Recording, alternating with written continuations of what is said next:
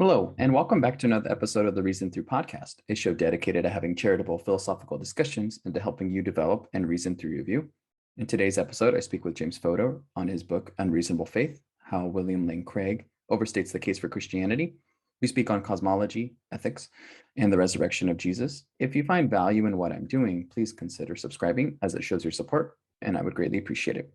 And now I bring you James Fodor.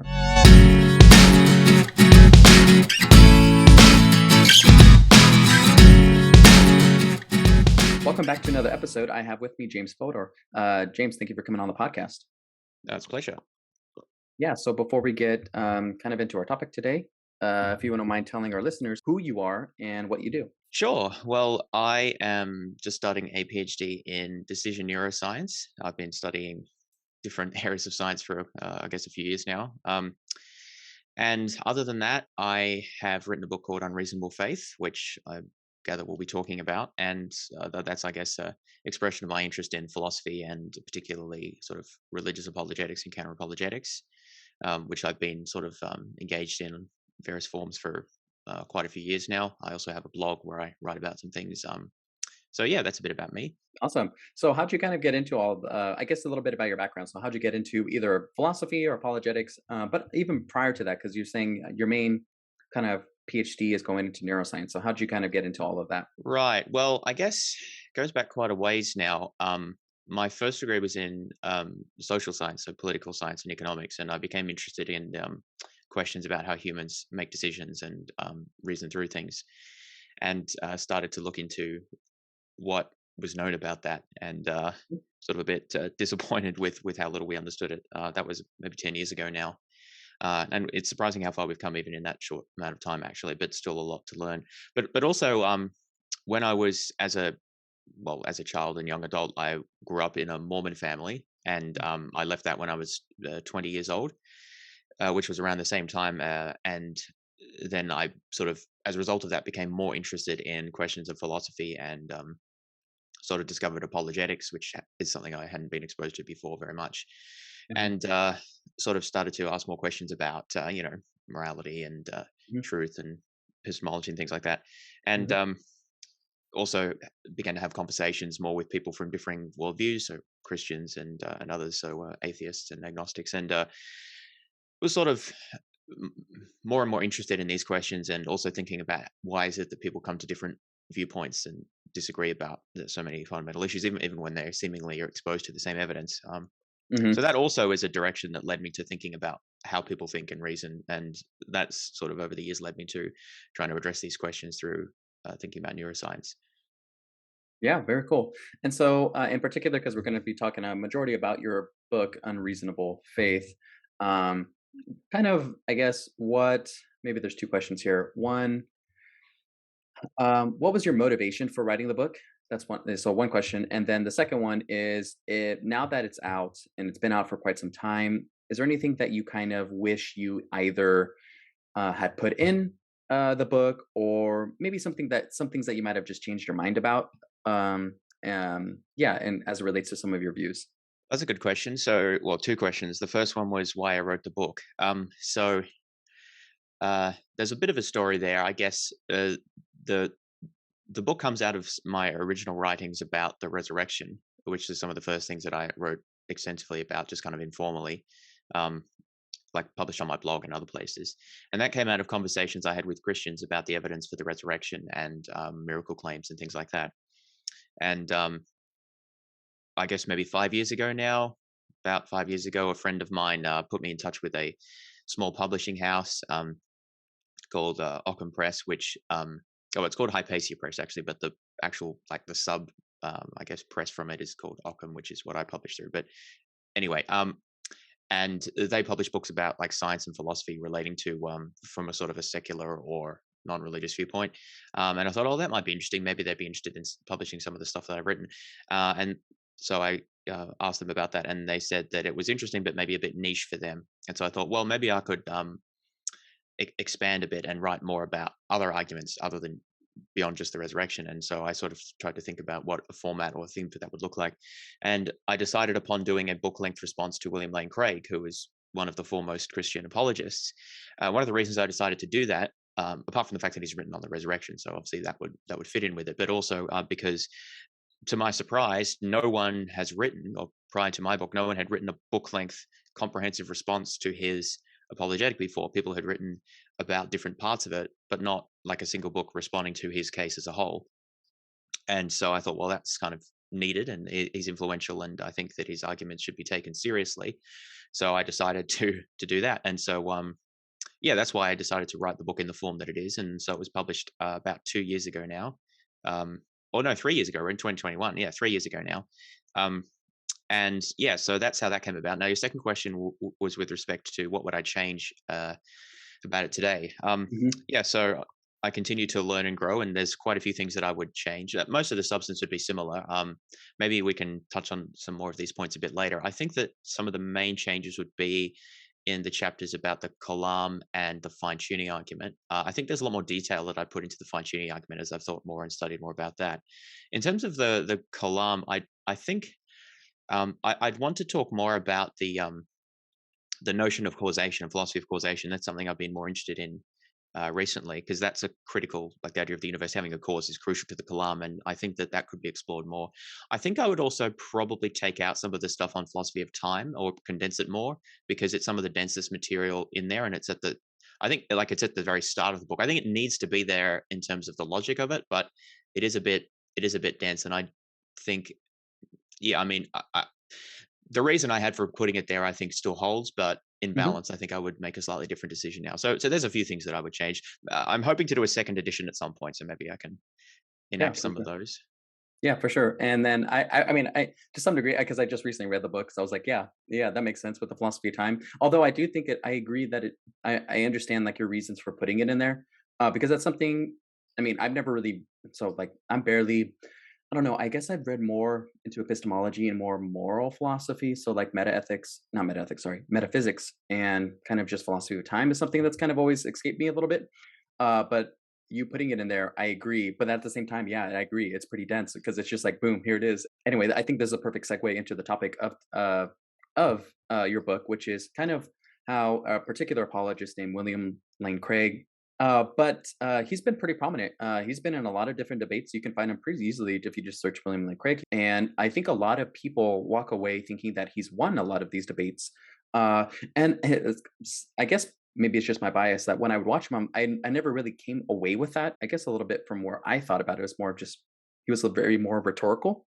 And I think a lot of that rhetoric helped him win some of the things, or either some people just weren't philosophically sophisticated as he was, because he's pretty.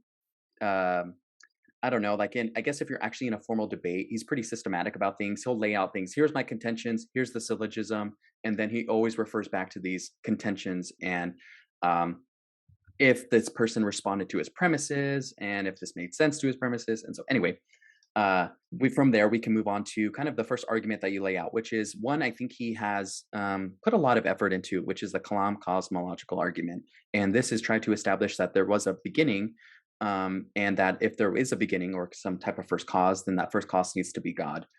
So if you want to kind of touch upon the premise, I guess the argument in general, and then we can kind of talk about kind of each premise, and kind of, I guess, its underlying assumptions to make that argument work. Sure. So the Kalam cosmological argument is Craig's signature argument. It's one of the main reasons he's become prominent. He didn't invent the argument, although he did give it that name. Kalam just means like word or something in Arabic, and the argument's developed from the work of various Arabic theologians in the early Middle Ages. And so Craig published about this in his first PhD thesis in, I think it was 78, and a lot of his early work, and also over the years has been in defending this argument. So that's one of the reasons it's so important. And just to explain a bit more about where it fits in. So it's a cosmological argument, which means that it attempts to establish the existence of God by showing that the universe must have had a cause. And then it identifies that cause with God. There are different forms of cosmological arguments which attempt to do this in different ways. Craig's version of the argument, that is the Kalam, attempts to show that the universe had a cause by showing that the universe began to exist, and then arguing that everything that begins to exist has a cause, therefore the universe must have had a cause. He then gives additional arguments to explain why that cause must have been God. So one of the first things that we need to do is make sure that we're sort of on the same page with respect to what counts as the Kalam cosmological argument. This is what I do at the very start of the book, because what Craig defines as the Kalam is just those two premises. Everything that begins to exist has a cause, and the universe has a cause. The universe begins to exist, therefore the universe has a cause. And that the conclusion there only establishes that the universe has a cause, right? It doesn't say anything about God. And so, strictly speaking, the Kalam isn't even an argument for the existence of God. It's just an argument for the fact that the universe had a cause. But because the only reason anyone cares about this, mostly speaking, is that they're interested in debating God, I developed something I call the extended Kalam cosmological argument, which is my term, but reflects what Craig actually argues. So I add on as a third premise there, the premise that if the universe had a cause, the cause was God, which Craig does argue. He just doesn't sort of count it as a premise in the Kalam for whatever reason. So we need to add that on as well as a relevant point. The other thing that I discuss is the philosophy of time that underpins the Kalam. And this is something that rarely gets discussed in Craig's public debates. And I found out when I was reading more of his materials about this. So Craig has been, let me step back actually. What happened was Craig wrote his, Craig has explained this, right? So Craig wrote his dissertation about the Kalam cosmological argument.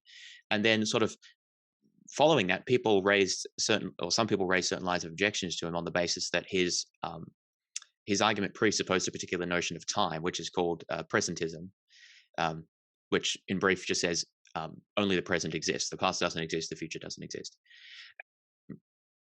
Craig says that he didn't really know anything about the philosophy of time before writing about the Kalam, and sort of only realized afterwards that, oh, actually, I have been supposing this particular idea of time. So he hasn't really changed the Kalam, but he has subsequently now defended Presentism, and he actually has written a series of 4 very boring and dense books. You think my book is dense? You should try reading some of these books, defending his particular ideas about philosophy of time. So I read, I think, 3 of those. One of them was more theological, so I didn't focus on that. But I did the hard yards for people and read those books and responded to the arguments that he gives for Presentism at the very start of the book, because basically, and Craig himself says this, if his idea of presentism doesn't get off the ground, then the Kalam just doesn't work, or at least his formulation of the Kalam doesn't work, because it relies on this notion of time.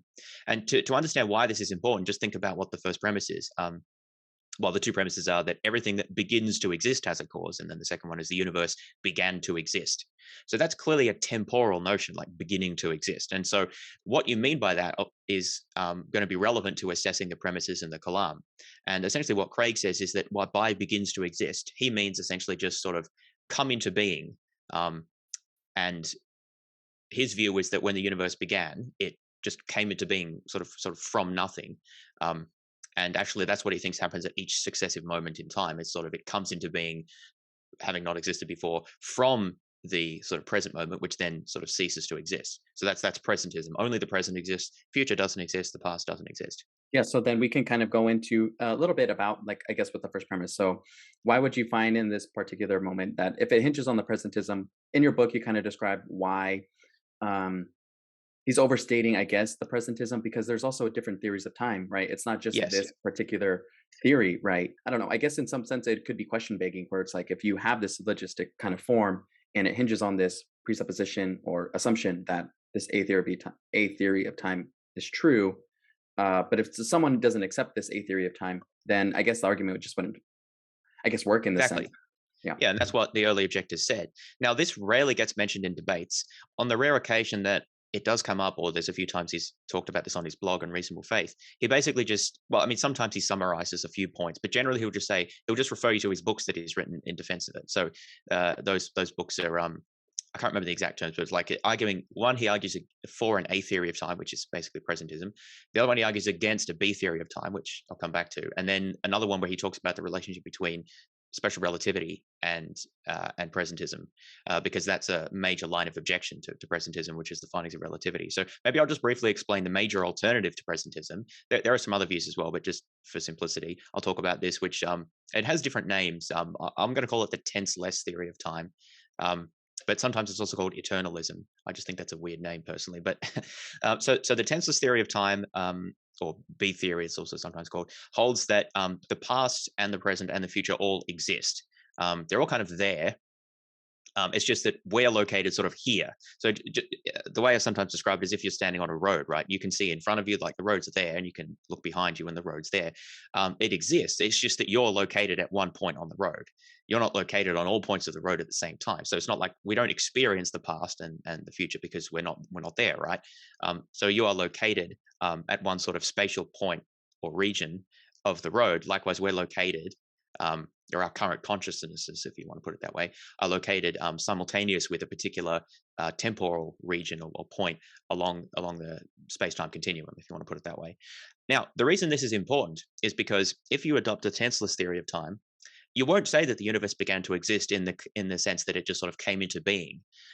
In fact, what you would say is simply that the universe is finitely extended in the before-than direction, which sounds like a bit of a mouthful, but if you think about it, it's like a road, right? It has a start and an end. But it's not like the start of the road sort of came into being and then progressively gave rise to the next bits of the road as you drive. As you know, when you drive along a road, it's not like the past bit of the road doesn't exist and the future doesn't exist if you drive on it, so to speak. Obviously, that's an analogy, but it's just trying to get the visualization there that that's not how the tenseless theorist thinks about time. They think that sort of the universe exists back however long it goes in time and forward however far it goes in time. And it didn't sort of come into being in the way that Craig thinks that it did. So it's just not true that the universe came into being, or that, in fact, that anything comes into being.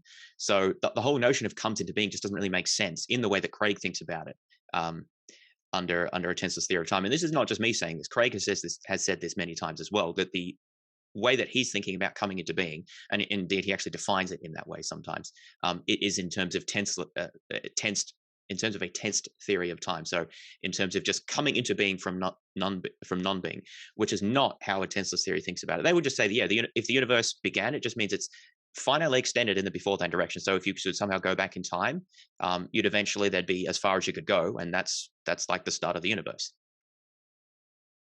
Okay, so it's kind of like something like, okay, I guess we can see if I can make sure I'm tracking with the difference between the presentism and the tenseless theory of time. So like presentism, it's like, so for example, like I was at the lake earlier, okay, and that me being at that kind of position in time no longer exists, because I'm the only thing that exists at this point in time is me having this conversation and this utterance of me realizing the next sentence as I'm trying to get it out.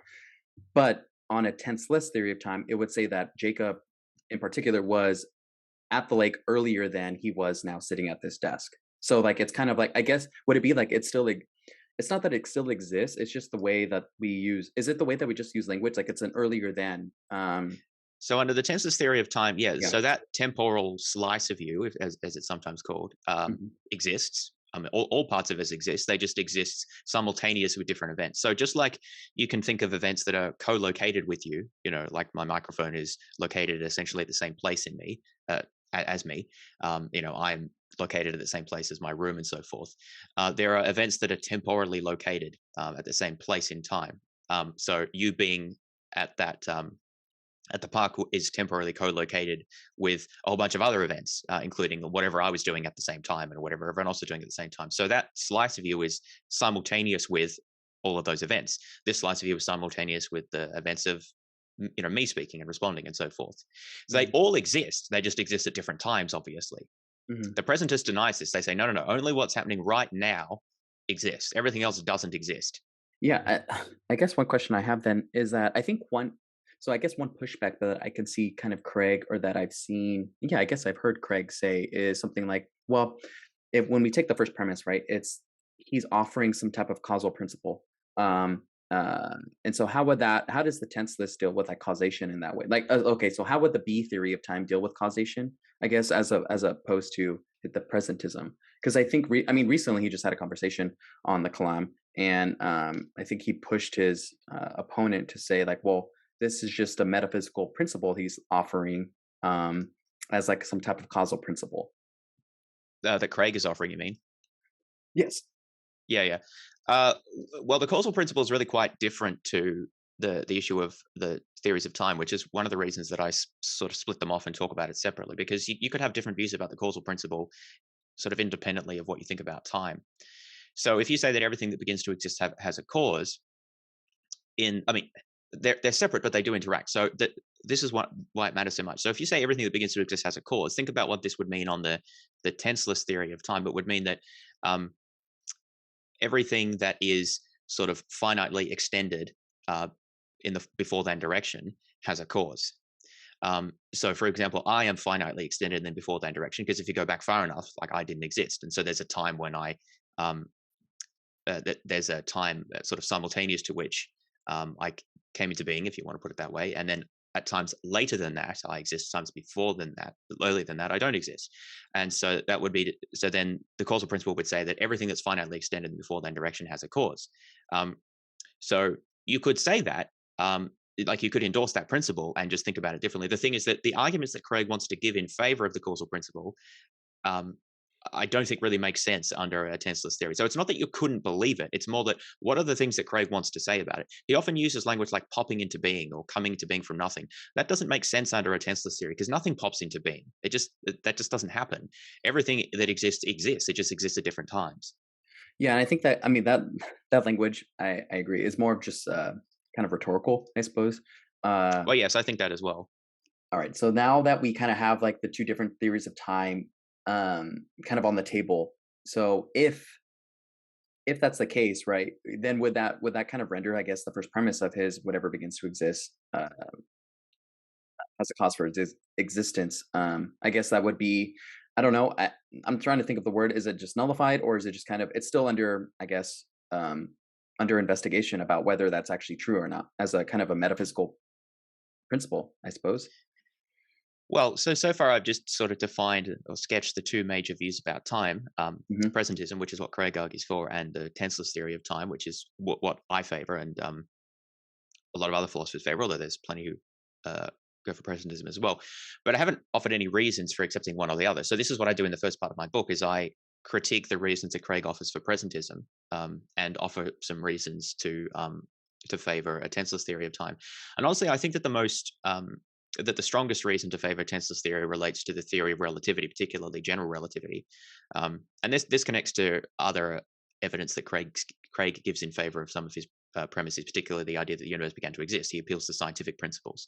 My argument is that the same scientific principles, like findings of astronomy and general relativity, really undercut his defense of presentism, because the model of time, or space and time, that is used in relativity is of what's called four-dimensionalism. Basically, it treats time as sort of like a fourth dimension along with the three dimensions of space, and they can kind of be mixed together. So there is different sort of transformations that you can make, which between coordinate systems, and different events will be simultaneous with each other in different reference frames, and lengths can change and time can dilate and things like that. It's all a bit complicated and confusing and non-intuitive, which is sort of one of the points against Craig, who often argues from his intuitions about these things. But the point is that I give various examples of how treating time as sort of a fourth dimension along with the three dimensions of space, as general relativity does, that is then bent by matter and other things like that, fits with the tenseless theory of time, because in general relativity, the whole sort of four-dimensional manifold of space-time just exists, and that's exactly how the tenseless theory thinks about it. Whereas none of these things really make sense, in my view, under presentism. Like, for example, general relativity tells us that mass, like matter, can bend space and time.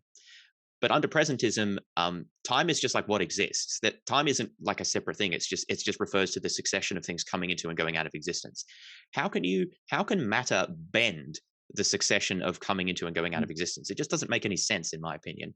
And likewise, various other findings that are just hard to make any sense of, and certainly you wouldn't expect under presentism, like time dilation, for example, and different reference frames. Fit very well in a tenseless theory. So in my view, special relativity and especially general relativity basically disprove presentism. I mean, they don't strictly disprove it. You can still just say, well, that's just how it works. But I just think it becomes very implausible. So on that basis, I think that, I mean, that's not the only reason, but that's one of the main reasons that I favor tenseless theory for presentism. Now, I would say there is one big way that Craig could get around this if he wanted to. And what he could say is that, look, scientific findings don't tell us about the way the world really is. They're just like predictive models. Mhm. This is a view called instrumentalism or non-realism about science. This view holds that you can't interpret scientific theories as telling you like the way the world sort of quote unquote really or truly is. They're useful for making predictions. And this is a view that's like plenty of philosophers hold this view. There are certain advantages of it. I don't hold it myself, but whether or not I hold it's kind of beside the point. The reason that that Craig can't do this is because when he tries to defend the premise that the universe began to exist, he appeals to evidence from the sciences. So Mm. one of the best examples of this is his debate with Sean Carroll, where he, trades blows about him with respect to scientific evidence and findings from cosmology and quantum cosmology and other things. And he discusses this at length in especially his more recent publications. So Mhm. the problem that I point out in my book, which I think no one has really properly called him out on before, is that you can't eat your cake and have it too. You can't, on the one hand, sort of deny the fact that general relativity deals a harsh blow against presentism, and then on the other hand, accept the findings of general relativity or that involve general relativity when you think that it supports your premise that the universe began to exist. So that's one of the very important connections between philosophy of time and the other premises, which is one of the reasons, as I sort of said before, that I felt it was very important to start off by talking about the philosophy of time, Yeah. because it has these connections to the other points.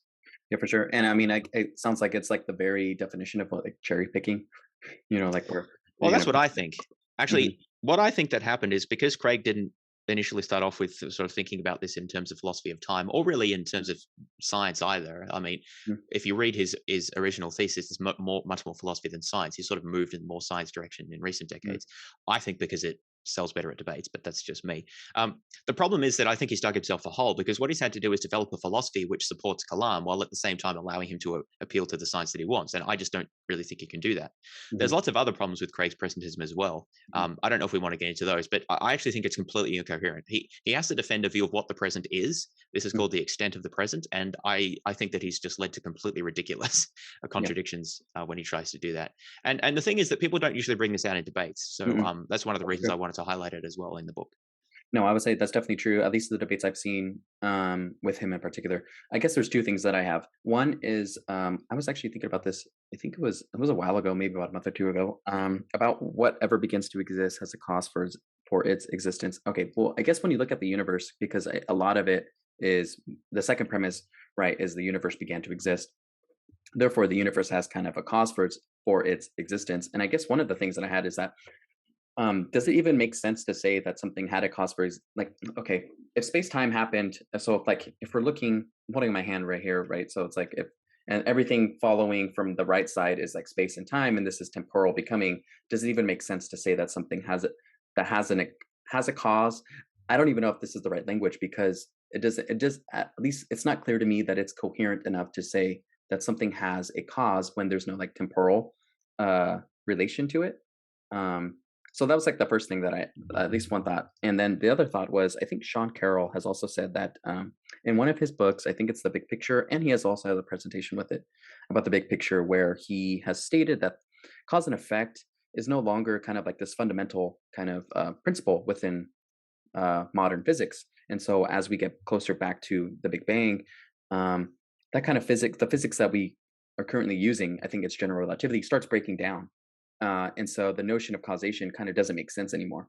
Um, and so I guess those are two things. Those are two kind of thoughts that I have, and just wanted to see what you think about those. Oh, yeah, big issue. So yeah, so these issues are highly controversial. The notion of causation, which I did say I think should get more discussion in my book in terms of like the philosophy of what is cause and when it like sort of how can we ascribe causation. It is very open and hotly disputed. Craig, interestingly, does not give any analysis of what he means when he says the universe. Everything that begins to exist had a cause, and therefore the universe has a cause. He doesn't really analyze it, which I think is a mistake because, and I've argued this more recently, if you adopt many prominent views about what causation is, the universe can't have had a cause. Now, that doesn't mean that that's not true for all theories of causation. It's just many theories of causation.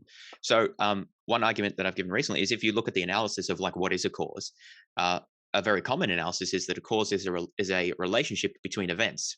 So, one event is the cause and one is the effect. And events are located in space and time. That's sort of part of what an event is.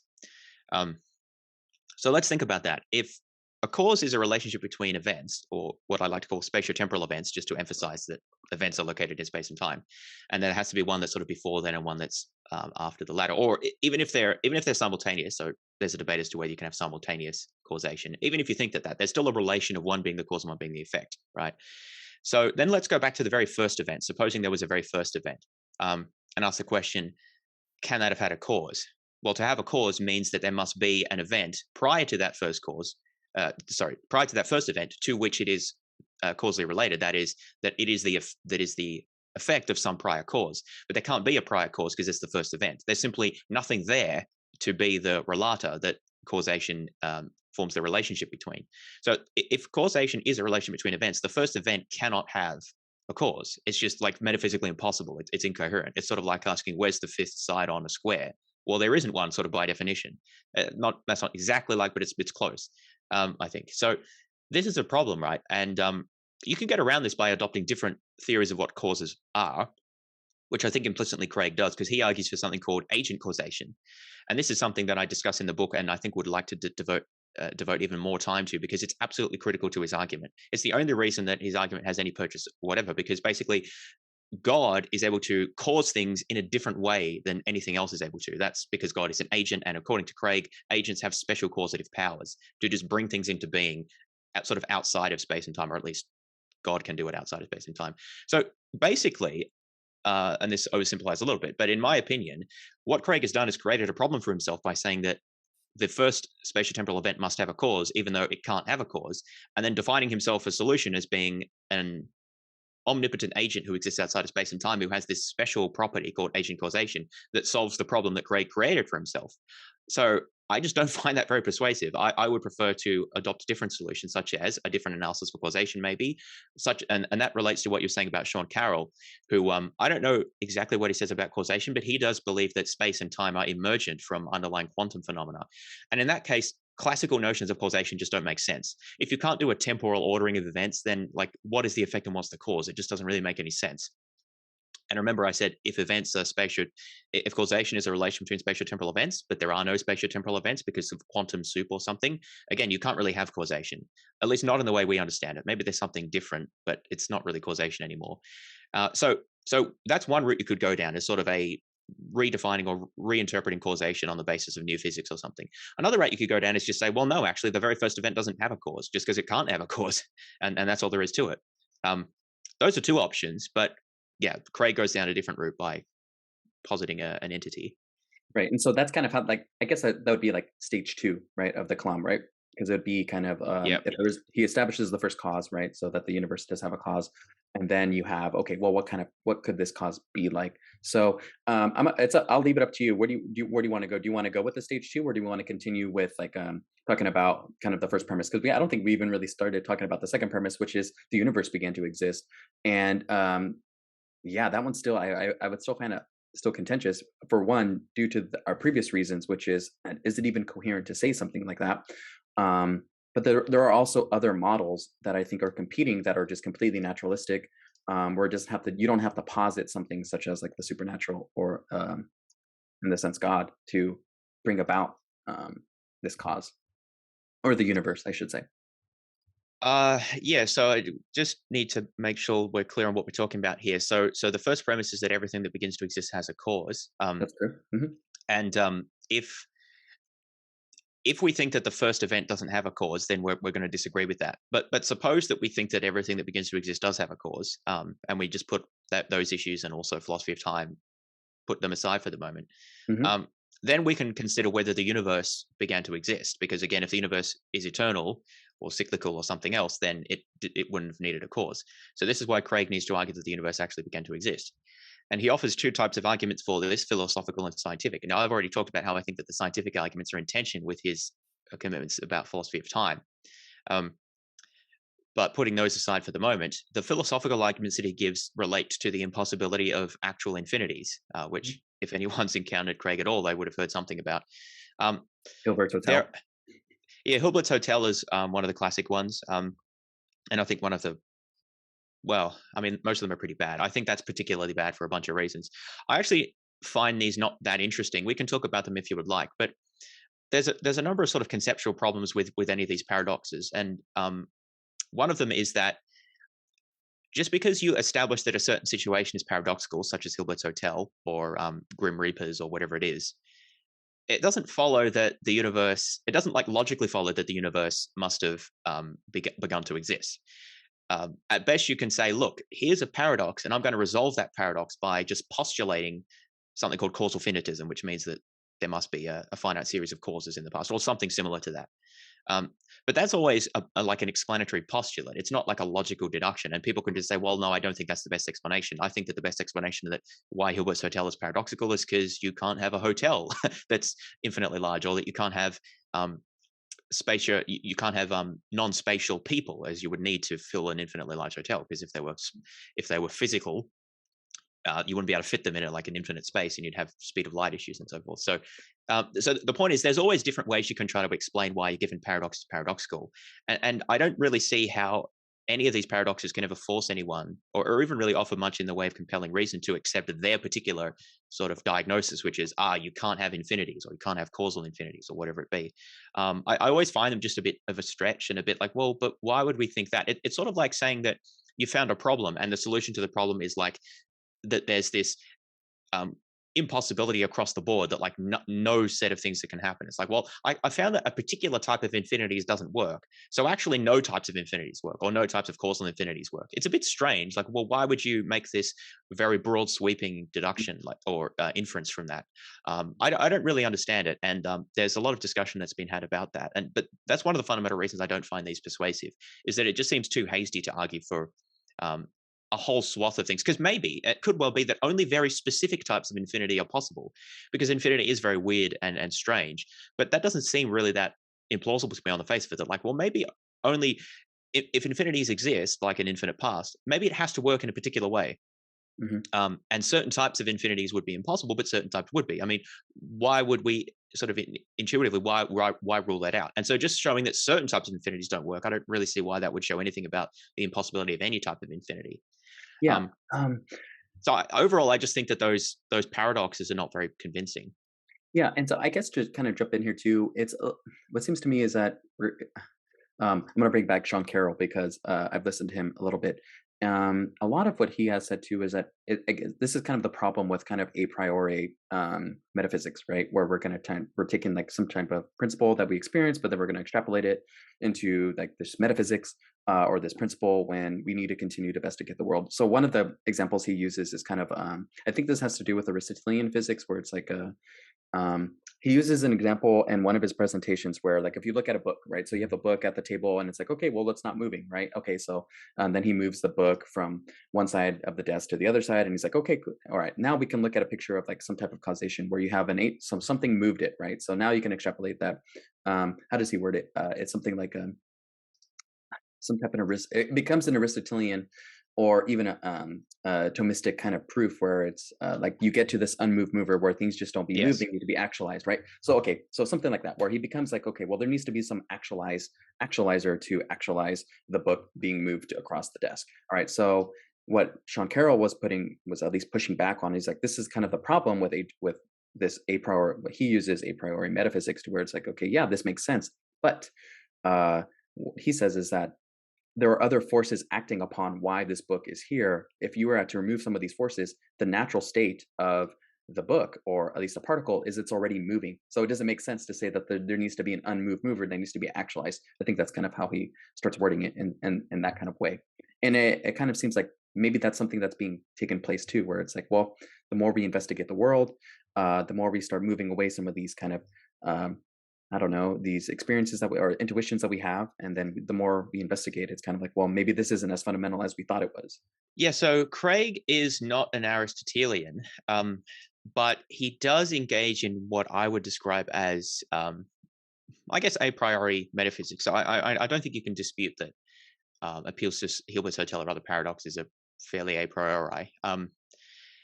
I would call it more derisively speculative metaphysics, which, I mean, I'm not the only one to be quite skeptical of these sorts of appeals. You see, the thing is that I don't know whether Craig would describe it precisely as a priori, but regardless, he is very trusting, I would say, of his intuitions. And by intuition, I want to be clear what I mean here. The way that it's typically used in philosophy, as I see it, is intuition. That is to describe a belief that we have, which we can't really explain or justify. Really, it's just sort of maybe a feeling that comes in us, or a judgment that we hold, that seems really obvious or natural or something, but we can't really give a clear defense of.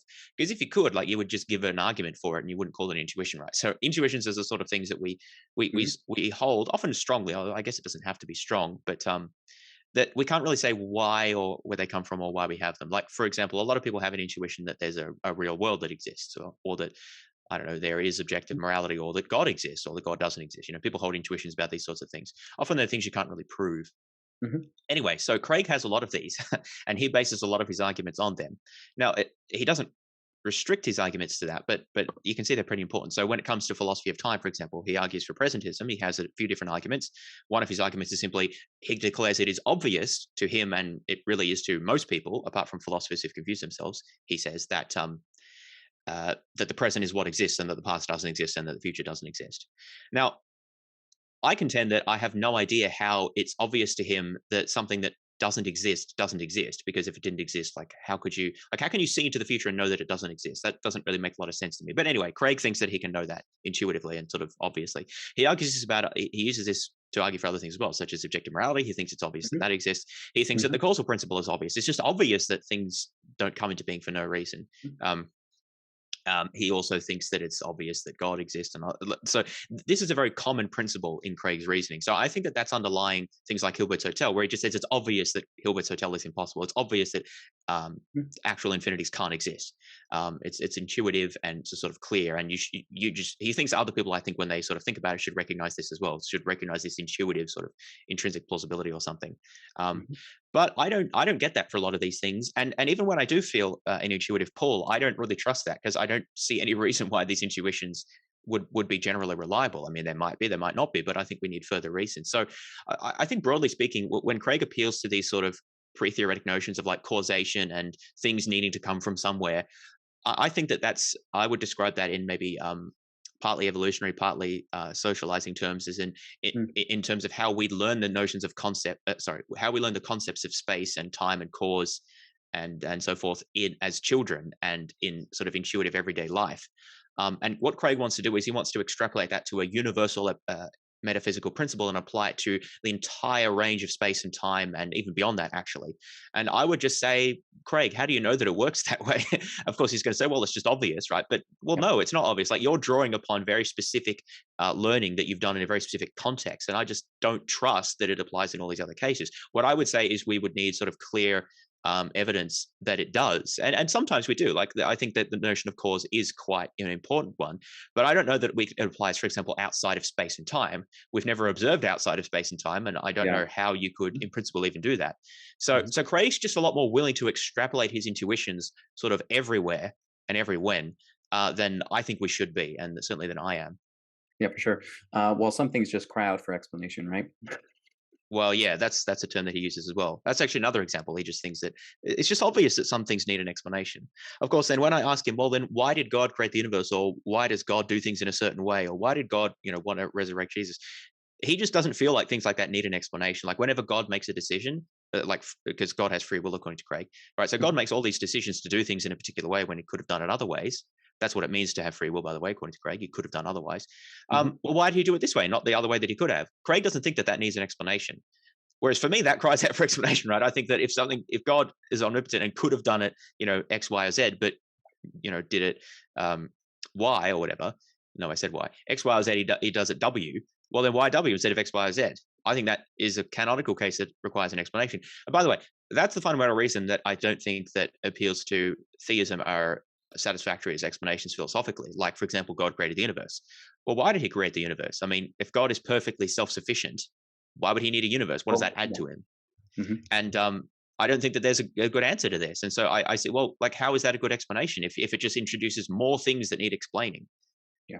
And I think this is something that I think Graham, it was Oppie that pointed this out too. Yeah. So he had mentioned that, okay, so we can move into this. So if we grant kind of the universe had it, So let's just move through this a little bit. So if we have the whatever begins to exist has a cause for its existence, okay, we'll grant that. Then the universe has a cause for its existence. Then, or the universe began to exist, therefore the universe has a cause for its existence. Therefore, now we're kind of in the stage 2, which is okay, that the best explanation for this for the universe coming into existence is God. Okay, and so I think kind of going on what you're saying, Grandma I think has pointed out that even if okay, so like why this universe rather than another one, it ends up becoming some type of brute contingency or just kind of brute fact that God created Yes. this universe with that created us rather than a different universe. And that's something that I know I've seen in debates where Craig won't accept that from kind of a naturalistic explanation. So if someone were to say, okay, well, why did we exist? And he's talking to an atheist or some type of naturalist, and I'm like, well, the universe just exists because it's either necessary or it's just a brute fact that we exist. He doesn't accept that, but yet when you kind of put it back on him and say, well, it just seems to be a brute fact that God created this universe rather than another universe. That needs an explanation, and it seems like that's where it collapses into. Yeah, I completely agree. And I think I'd want to emphasize this more in my book, actually, if I were to bring out a second edition, because I think I mentioned this, but I think it needs stronger emphasis. I think it is actually the strongest argument against theism, basically, that it doesn't pull its explanatory weight. It doesn't actually add to our understanding of anything, because you might say, well, God fine-tuned the universe, created the universe, he resurrected Jesus, whatever you think he did. But then there's a further question to be asked about, well, why did he do that? I mean, you could ask how, but usually they just say, well, he just did because he's omnipotent. But even if you want to let that slide, you could still ask why he did it. Like, presumably God acts for reasons, right? He doesn't just do things randomly or arbitrarily. And if he acts for reasons, then what were those reasons? And why did he do it this way instead of another way? I just don't. I've not seen. I've actually asked a number of theists about this in debates, and most of them just don't seem to care about this, to be honest, or don't find it a significant issue. And I think this is a major problem, because if we take our views or our theories to be providing explanations as to why things are the way they are to help us understand the world, which is broadly what I think that we're trying to do here, then we should be asking these questions. We shouldn't be satisfied with a whole bunch of, oh, just because is essentially like, well, that's just the way it is. I mean, inevitably we don't understand everything, so there's going to be limits to our understanding. But it's the problem that I think a lot of these theists just don't find this an issue, that God just does a whole bunch of things for no known reason, no reason that they can explain or give an account for. And so what I think you end up with is just as much, probably even more, unaccounted for under a theistic worldview, but with the cost of now you've got all this extra ontology. So you've got God in there, you've got immaterial souls, maybe, if you believe in those things, you've got all of these divine attributes and this whole extra sort of teleological side of things, which I don't believe in as a naturalist. And so my ultimate view is that it's just, you don't need to believe in this. There's no, it doesn't provide us with explanatory value, and it comes at the cost of having to postulate all this extra stuff. So on the basis of simplicity, I think we should rule it out. Yeah, I guess there's something that Craig might respond to, where it's like, okay, well, when you do kind of like that conceptual analysis of what the first cause might be, and if that cause could be God, so it needs to be sufficiently powerful, it needs to have libertarian free will, or because it needs to make the choice outside of causation, or that agent causation that you had mentioned earlier, to choose to have a world existing rather than not existing. What else did I say? It needs to be, I think he said those are kind of like the main points. And so to them, maybe I think that's why some Christian apologists don't really spend a lot of time, because it's like, okay, well, of course the universe exists because God wanted to exist. He made that personal choice. But then the notion, for one, that seems question begging, just intuitive. I mean, not intuitively, but it appears question begging to me, because it's like, well, not everyone accepts libertarian free will. All right. So you can't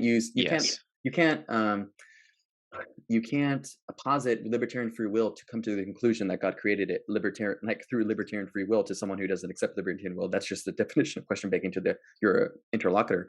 And so you have to give reasons for how God could have libertarian free will, but you also have to establish if libertarian free will even makes sense. And I guess in the way of like agent causation, it doesn't. I don't know. To me, maybe I'll have to read more into libertarian free will, but I still have trouble making sense of how can an agent come to a decision about something or a choice. If I lift up my right hand right now, outside, like if I just did that, then it just seems that I just did that as a random kind of event outside of that causation. I don't know. Yeah. Anyway, what thoughts do you have towards all that? So yeah, this issue of agent causation is absolutely critical, because I think most views of God would would say that the way he causes things is through some sort of agent causation. And this idea is that an agent or an entity, but specifically an agent, is the first cause of its effects. So this may seem a bit abstruse, but to explain this, what we don't want to say is that God causes an event, which then causes something to happen, because then that gives rise to the question: well, then how did the event that God causes have a cause? And then you sort of have an infinite regressive cause of event causes further back. That's they want to terminate. The theists want to terminate this infinite regress of event causes and say, no. God is the cause himself, like as a person, or at least as an agent, as an entity. He caused it. He's not an event, obviously. So this is a different notion of causation. Remember, before I said the standard analysis of cause is the relation between events. Not everyone accepts that, and proponents of agent causation deny this. It's quite a small minority view in philosophy of causation, as far as I can tell, but it is defended mostly by theists. So what they'll say is that an agent is sort of the fundamental cause or the prime mover of their effects. So not that they don't cause anything to happen, which then causes the effects. No, they directly cause it. So they would say something along the lines of, when I decide to raise my arm, I directly cause, I guess, the neural activity, which then results in my arm raising.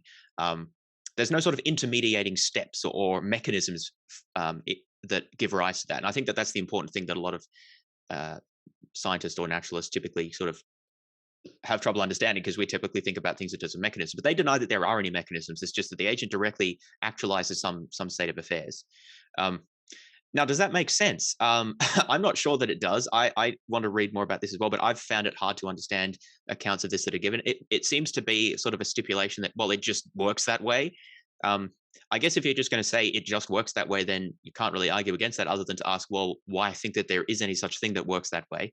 I think there are other problems with agent causation, aside from whether it's even coherent, which is that I think that it makes it hard to understand the relationship between reasons and causes, or reasons and actions. So what we want to say is that people are responsive to reasons, or at least some people are responsive to reasons. So you say that I do something because of this reason, right? So, I checked my emails this morning because I knew that we were having a discussion. And so I knew that I needed to find the link to it, and so forth, right? There's a connection between my actions and my reasons. So if you want to tell a story about how that works, I could give a story about how there's a representation of the world in my brain, which is formed over time by, learning and so forth. And then that representation combined with, hormones and other factors gives rise to motivations, which then eventually lead to actions in a certain in order to achieve certain outcomes. So there's a story to tell there about how that there's a connection between reasons and causes, basically because reasons are embodied but in terms of the physical substrate of the brain, and so lead to actions in that way. So they're part of the causal order, essentially.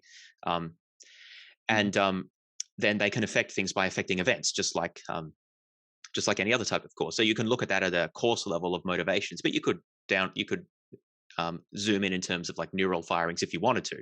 We don't fully understand how that works in detail, but I would say we know enough to know that that is how it works.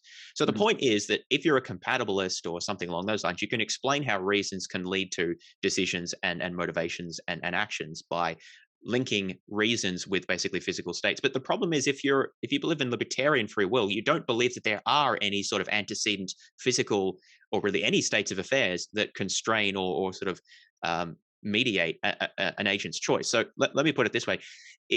If I'm a libertarian about free will, which is very closely related to agent causation, so I may sort of talk about those as if they're the same, but they're very similar views, I would say. Then I want to say, for example, if you put a gun to someone's head and say, I'm going to kill you and all of your family or something like that unless you do something, and like, if that's not enough, you then add in more incentives. Like, imagine giving someone all the incentives possible, like every reason imaginable for doing something. According to the libertarian, they can still decide to do it or not to do it. Like, they make that decision internally, and there's nothing that causes them from the outside that sort of affects whether they do it or not. And then I would ask, well, then how do reasons have purchase on such a being? Like, because it seems that any external state of affairs still doesn't change what they can't causally affect what they choose, because then it wouldn't be agent causation. There will be something else causing them. to cause it, to choose it, right? So the whole idea of agent causation is nothing causes the agent to choose it. The agent just chooses it. Mhm. So I would ask, how do reasons affect their decisions? Because they want to say that reasons affect their decisions. They want to say that agents choose things for reasons, Mhm. but it doesn't seem that reasons can have any causal effect on agents. So it seems just a bit mysterious. In fact, I'd say very mysterious as to why is it that agents' decisions map to reasons at all? Because I could still choose to do whatever I want. Um, Mhm. and like, you can't say, for example, maybe you want to say, well, maybe it increases the probability that the agent chooses some way, but that doesn't work because, like, you can't. There's no causal effect that reasons can ever have on the agent's decision. Otherwise, they're not free, according to the libertarian or the proponent of agent causation. So I think that it's a bit of a puzzle as to how you sort of reconcile the idea that an agent does things for reasons while also saying that they're completely uncaused in their actions. Because it seems that whatever reasons you put in place, they can just still do whatever. And this actually seems not only strange, but an undesirable conclusion. Like, why would you want that sort of, why would you want that in your picture of the world, that people just sort of spontaneously come up with decisions that aren't caused by antecedent circumstances? So that's just bizarre to me. I don't know why that's even thought of as a good thing. I guess that's somewhat a different point, but I think Yeah, it's all a bit of a puzzle. and so I think you have to modify the libertarian agent causation, or at least the role. So I know some more modest versions of libertarian free will would be like, well, the agent, there's antecedent conditions, but the agent is influencing kind of the outcome, and Yep. so that's all they need. That's all they need is to get libertarian off the ground. But that's definitely a modest. Seems like a modest form.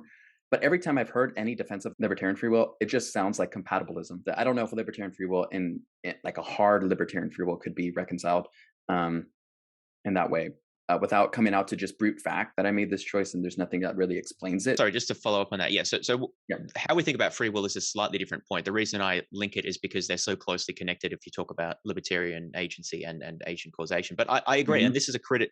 I agree that under agent causation or libertarian agency, Hmm. it seems that all of the decisions of libertarian agents are just brute facts. That is, there's no reason or explanation for them. They just made that decision. And this is a Hmm. criticism that Graham Oppy has given, that what we generally we think a theory is bad if it consists of just a long list or has a long list of unexplained brute facts to it. We want to minimize that, right? Because Occam's razor is simplicity.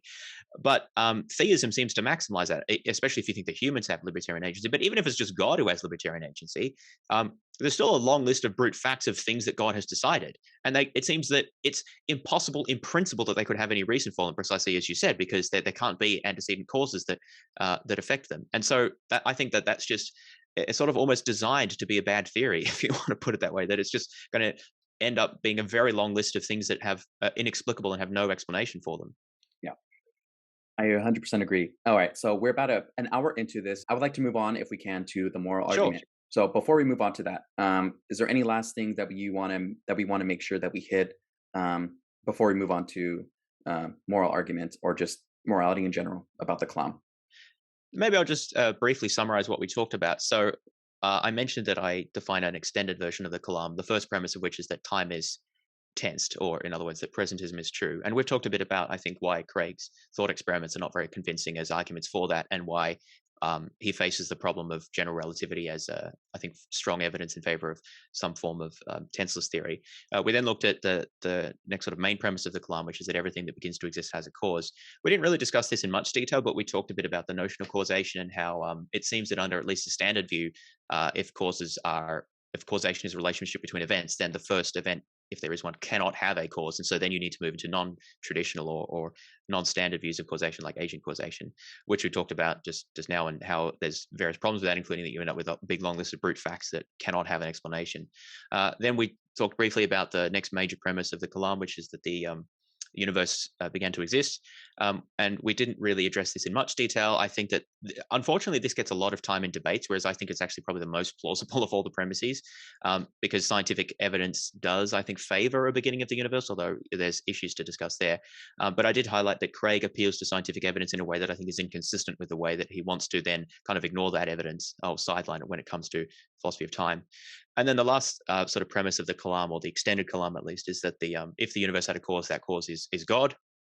And we talked about how there are problems with the notion of agent causation. And maybe I'll just briefly add that many of the other facets of God, such as him being omnipotent, don't at all follow from the analysis that Craig gives. So Craig often likes to say that the cause of the universe must have been very powerful, but that is just like, I think, obviously wrong if you think about it for a few seconds, because all the cause of the universe had to do is cause, if there was one, right, is bring about, or like causally affect, a state of affairs necessary to bring about the universe. And what is that? Well, it could just be like a quantum field in an excited state that then sort of collapses or something like that, right? That's what is necessary to bring about the universe. And so all that the first cause has to do is bring about that state. It's not like the first cause has to bring into existence the entire universe in its current state, or even in an earlier state, which I think that's what Craig is trying to bring out of your intuition. He wants you to think that, oh, it must be like really powerful or something like that. But it doesn't. There's no reason at all to establish that. All Craig establishes, even if his arguments succeed, is that there must be a causal power that is sufficient, that has sufficient causal power to bring about the universe. But actually that just means like bring about a certain type of quantum vacuum state or something like that, which isn't nearly so impressive. So anyway, so there are other problems with trying to get God out of that picture. But in the end, I think that the Kalam actually turns out to be very complicated. There's so many premises and so many issues brought up there that I think that there's just too many things that Craig has to establish. And that's what I argue in my book, that I think it just collapses under its own weight. It's become too complicated and he has to get too many things to work. Yeah, for sure. For our listeners, if they want to go in more in depth, I would say go check out James's book. And go read up on that chapter. So let's move into the moral argument. And I think maybe this one has a little bit more force for people. I definitely know it appeals to a lot of intuitions that we seem to have. But I also think it's just a lot of bad philosophy, in my opinion, at least a lot of bad meta-ethics. And I think the majority of the population doesn't have this. Obviously, I don't think they don't have this meta-ethical kind of I guess philosophy that they've that's developed in the way that Craig wants to just assert that it's the case. So anyway, so that's kind of with that preface there, I suppose. Let's get into his moral argument. Greg is wanting to say that these objective values exist, and God's that grounding and explanation for them. Yeah, that's the basic idea. So this argument is very different, at least in terms of the way Craig presents it. Is very different to the Kalam, because Craig has written essentially nothing in academic journals about his version of the moral argument, and I've been very critical of him about this. It's totally different to the Kalam in the sense that the Kalam is carefully argued for, and he's published a lot of articles about this. It's responded to by quite a lot of eminent philosophers such as Wes Morrison and Graham Oppy, Alex Malpass, and others, and so it's worth taking seriously. I don't think that Craig's moral argument is worth taking seriously, at least not as philosophy. I suppose as rhetoric, it's still quite influential, which I think is why Craig gives it. And in fact, I think that Craig has said it's his favorite argument because he finds that it resonates with people so much more. I mean, it's easy to understand for a start. But it's so insubstantial. Again, I don't mean to say that every formulation of the moral argument is, although I think that a lot of them are just lazily done. But there are other philosophers have argued in better ways, I think, for the idea that morality requires some sort of theistic grounding. But Craig isn't one of those. So as I said, he hasn't really published on this. And what is the actual argument? Like, why should we think this? Well, like, he has a lot of things to say about it, but basically it boils down to, he doesn't think that grounding morality on anything other than God's nature, ultimately, well, God's commands, then God's nature, makes sense. So whenever anyone offers any other possible groundings, such as, I mean, there's many that can be given an argument in literature, such as human well-being would be a simple one, or perhaps abstract objects, or necessary truths about about how we think about our actions, which would be another viewpoint. I mean, there's many ones that can be said. Craig doesn't discuss any of them, and I criticize him for this, that he just sort of ignores metaethics as a field as if it doesn't exist. And then he just sort of says, well, how can you ground it? And it's like, well, what about these 15 ways that, and I list like a bunch of different ways that people have discussed. And it's like, well, like, it's easy enough to ask a question, but if you're not actually interested in the answer, then why ask the question? Clearly the reason he's asking the question, because he phrases his argument as a lot of questions, like, how can you ground it? Why is it wrong to, rape and things like this? And who says that it's wrong? All of this sort of stuff. But if you're not actually interested in the answers that people have given, then it seems that it's just hot air. And I think that is essentially what it is. It's just an attempt to make it sound persuasive without actually giving any argument as to what's wrong with these other theories. Now, of course, any particular theory you give will be controversial, but the problem in metaethics isn't that there's no theories that have been given. It's just that there's so many different ones. People argue about the merits of different formulations, such as the difference between ethical naturalism and non-naturalism would be one of the prominent ones. And Craig just ignores all this. He just, I don't think, cares about this. He wants to use the argument, in my view, as a piece of rhetoric. And when people call him out on this, he'll basically just sort of ask questions like, "Oh, well, why think that?" Or why think that well-being is good, or that humans have value under naturalism, or something like that. This is not good philosophy, because you can just do this about anything. Like, whatever claim I make, you just say, "Why think that?" Like, well, why think that? And then we just go forever, and we never actually have a discussion about whose worldview is better supported, or whose version of morality is better argued. So I think that there's very little substance to the moral argument that Craig gives. And I guess there's a couple of things. One I kind of find more frustrating is that I don't even think his moral argument is even a metaethical position, right? Because divine command theory is more, I guess, more normative about why I should do this or why I should do that. Because it seems to me that he likes to frame the discussion of debate he had with Shelley Kagan. That's one of my favorite ones, I think, that I've seen of him. That I don't think he does as best of a job with his rhetoric, because I think he was actually debating an ethicist on this one, to where when he says what grounding needs to be morality, I think that's entirely question begging, I find, because there's a position, moral particularism, that denies principles or grounding. And so I guess it's rhetorical in the sense where, I guess if you're a person who comes off as someone who has these answers and this is how I answer it, so how do you answer this on a naturalistic explanation, or without God, how would you answer this? I feel like that's the rhetorical power from it. But it's still not quite clear. This is what I mean. With Craig's not doing any metaethical work, it's not quite clear whether what makes, it's for one, it's not even the word of what makes something good, but it's what is good. And when someone utters, I think the discussion needs to be framed up. When someone utters a statement such as "it is wrong to kill," what does that mean, and how are we using that language? Is it a non-cognitive state or is it a cognitive state? And so this is where I don't think I've never seen any debate with him where he actually establishes that. It's just kind of all this background assumptions to get to his position, and then kind of use rhetorical tactics to convince his audience that the naturalist or the atheist doesn't have any answers to the position. I completely agree. I'm extremely critical of Craig. I mean, in general, I'm actually a lot more critical even than many atheists are, because I don't think Craig is intellectually honest. I highlight some points in my book where I think he's being intellectually honest. Maybe at some point I'll sort of bring these together and make a coherent case for that. But anyway, so I think that this is an example where he isn't. Because, for example, if he was actually interested in making this argument seriously, what he could do is actually engage with the metaethical literature and change the argument that he's been giving for 30 years so that it actually tries to address specific reasons as to what is lacking in non-theistic metaethical accounts, and what specifically God provides that makes the difference. This is another point. It's one thing to say that it's fine under God, like they have the answer, and that atheists don't. But what specifically is God doing? Because unless God specifically is doing something in your theory, then you don't actually need it. You can be a theist and believe it, right? But that doesn't mean that you need God to actually believe that thing. So, what was it, Pascal, who said, "I have no need for that hypothesis." I think it was Pascal. Which is sort of what I would say about ethics. I think God can coexist with ethics, but I don't think that you need God for ethics. I don't think it adds anything. So in terms of sort of the thing that you mentioned about whether ethics even requires grounding in the first place, this is a point that I mentioned in the book, which is a really good one. Moral particularism is the view that moral judgments, or at least certain classes of moral judgments, just don't have any further grounding. They're just that's just all there is to it. And if you think about it, there must be some facts that are like that. Every fact cannot have an explanation in terms of a further fact, because you'll run out of facts, essentially. I suppose you could have the view that there's sort of an infinite series of facts that goes back and back, but not many people would, I think, hold to that. So in general, there are going to be some things that are just true in virtue of nothing further.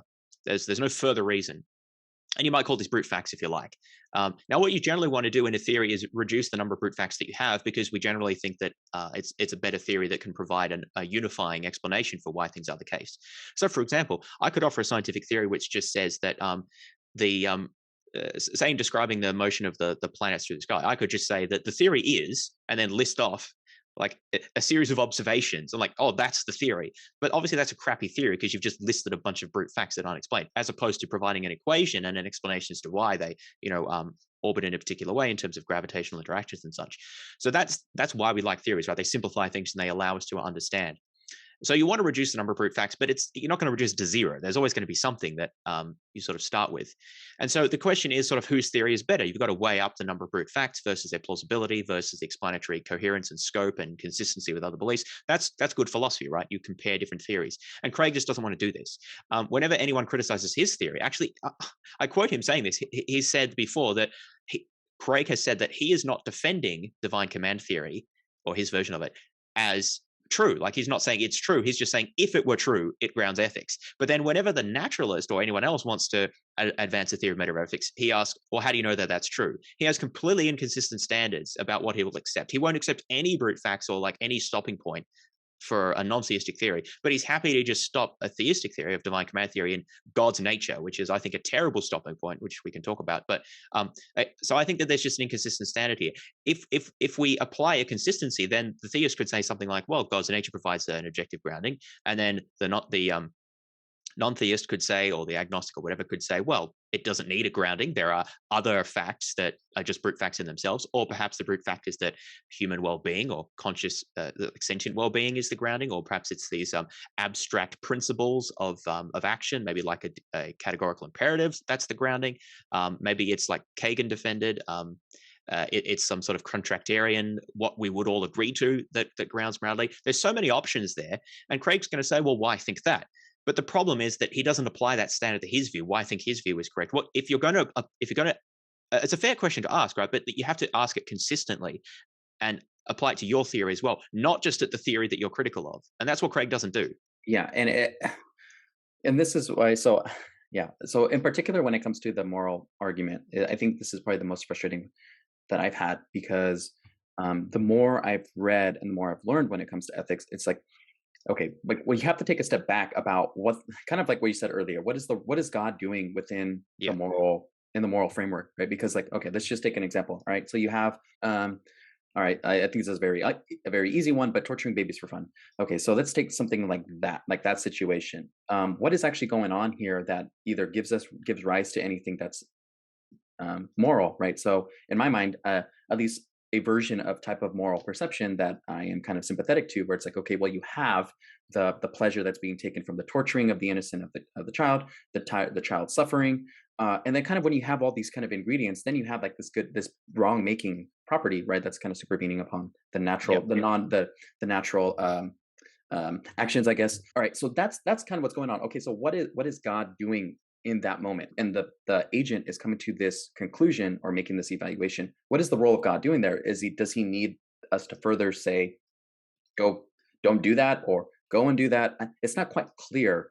But that's kind of like the start of it all. And it's frustrating that I've never seen any debate, at least with Craig, where he's pressed on this, right? Because he's just saying, well, killing is wrong because God commanded us. Okay, well, it's like, okay, when we actually look at the killing aspect and what's being, like, the perception of killing, this seems to be relevant, or these reasons seem to be relevant, and these reasons are kind of what given us the motivation to do something like that. Anyway, that's something, a little bit of my view, I guess, on that. It's just frustrating that I've seen this, and to me, it's like there are total plausible answers to this stuff, and it's just not really engaged with that. I've seen Craig, at least I have not seen Craig engage with this. Yes, and even in the Kagan debate, Shelley Kagan, which I think is one of the better ones about morality, because the debate was explicitly on that, and Kagan is an ethicist. Unfortunately, Craig isn't pressed on his own answer to the question. It's just sort of assumed. I mean, I don't think Kagan necessarily assumes this, but at least it wasn't discussed. I did a recent review of that debate, if people are interested, on a series that I do called Bad Apologetics, where we review things like that. But I think that Kagan is sort of approaching things in a more intellectually honest way, but it means that the rhetoric isn't necessarily as effective as Craig's. So the thing is that Craig is often not pressed, as he wasn't then, about how his theory is supposed to be better than a naturalistic theory, because this is the key point. If you want to say that there's a problem with your non-theistic theory, well, you want to say what that problem is, like, what is it lacking? And Craig often isn't very good at articulating that. The best he often does is like, well, why? Which is not a very good philosophical objection. It's more of a 3-year-old objection. I mean, you can ask why, but you need to be more specific. Like, you need to sort of ask for what would satisfy what you're asking about, or like what specifically is the problem. So he's not very good at doing that. And importantly, he's not very good at showing or trying to explain how his theory solves that problem. Like, what is it that's lacking from the non-theistic theory, and how does your theory have that, and how does God allow that to be satisfied? That's what he needs to do to show that his theory is better. But he makes almost no effort to do this. So, for example, let's take the torturing for fun. You say, well, why is that bad? Now, different people will give different answers for this depending on their meta-ethical theory. One thing you could say is that it's just that's what it is to be wrong, is to sort of cause harm to a person without bringing any sort of benefit to, without bringing any corresponding benefit to someone else. That would be a sort of a welfarist view or something.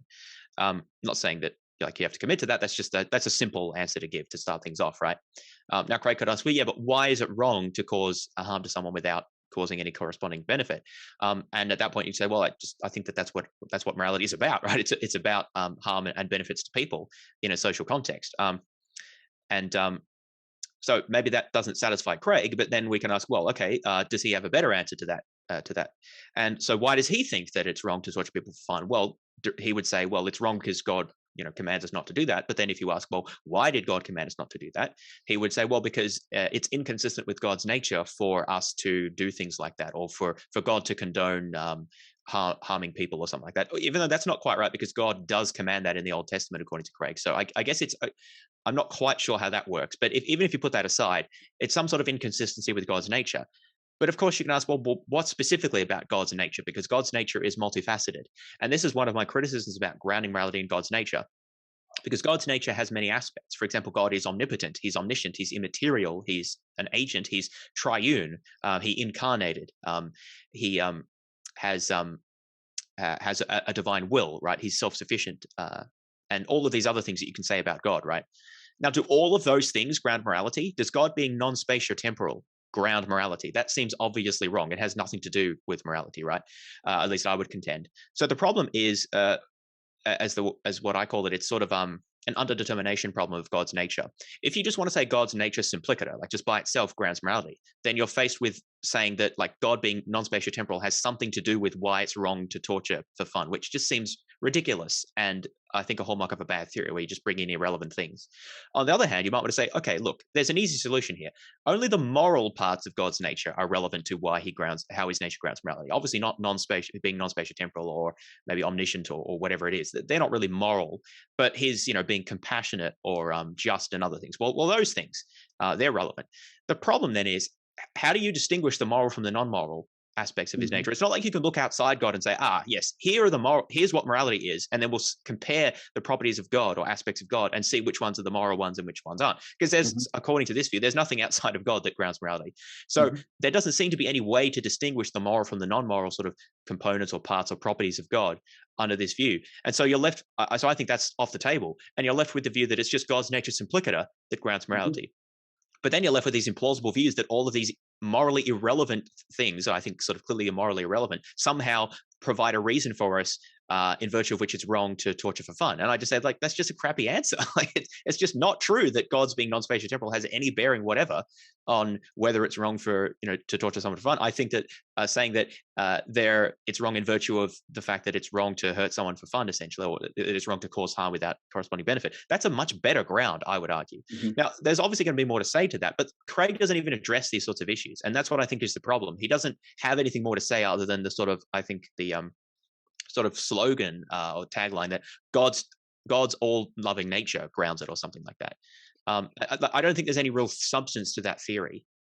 Yeah, and I think with Craig, and what's interesting, I think he conflates. This is where I think he needs to do a little bit more meta-ethical work, right? Because it seems as he's conflating.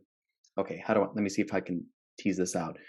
So he will say, okay, so God is the grounding of the good, and the reason why we should be good is because, or follow what's good, or do what's right, is because God is commanding us to do that. So what's interesting is that, so there's two parts, right? You have the grounding of goodness plus why we should be good, and then he'll flip it and say, so here's my answer to why we should be good and the grounding.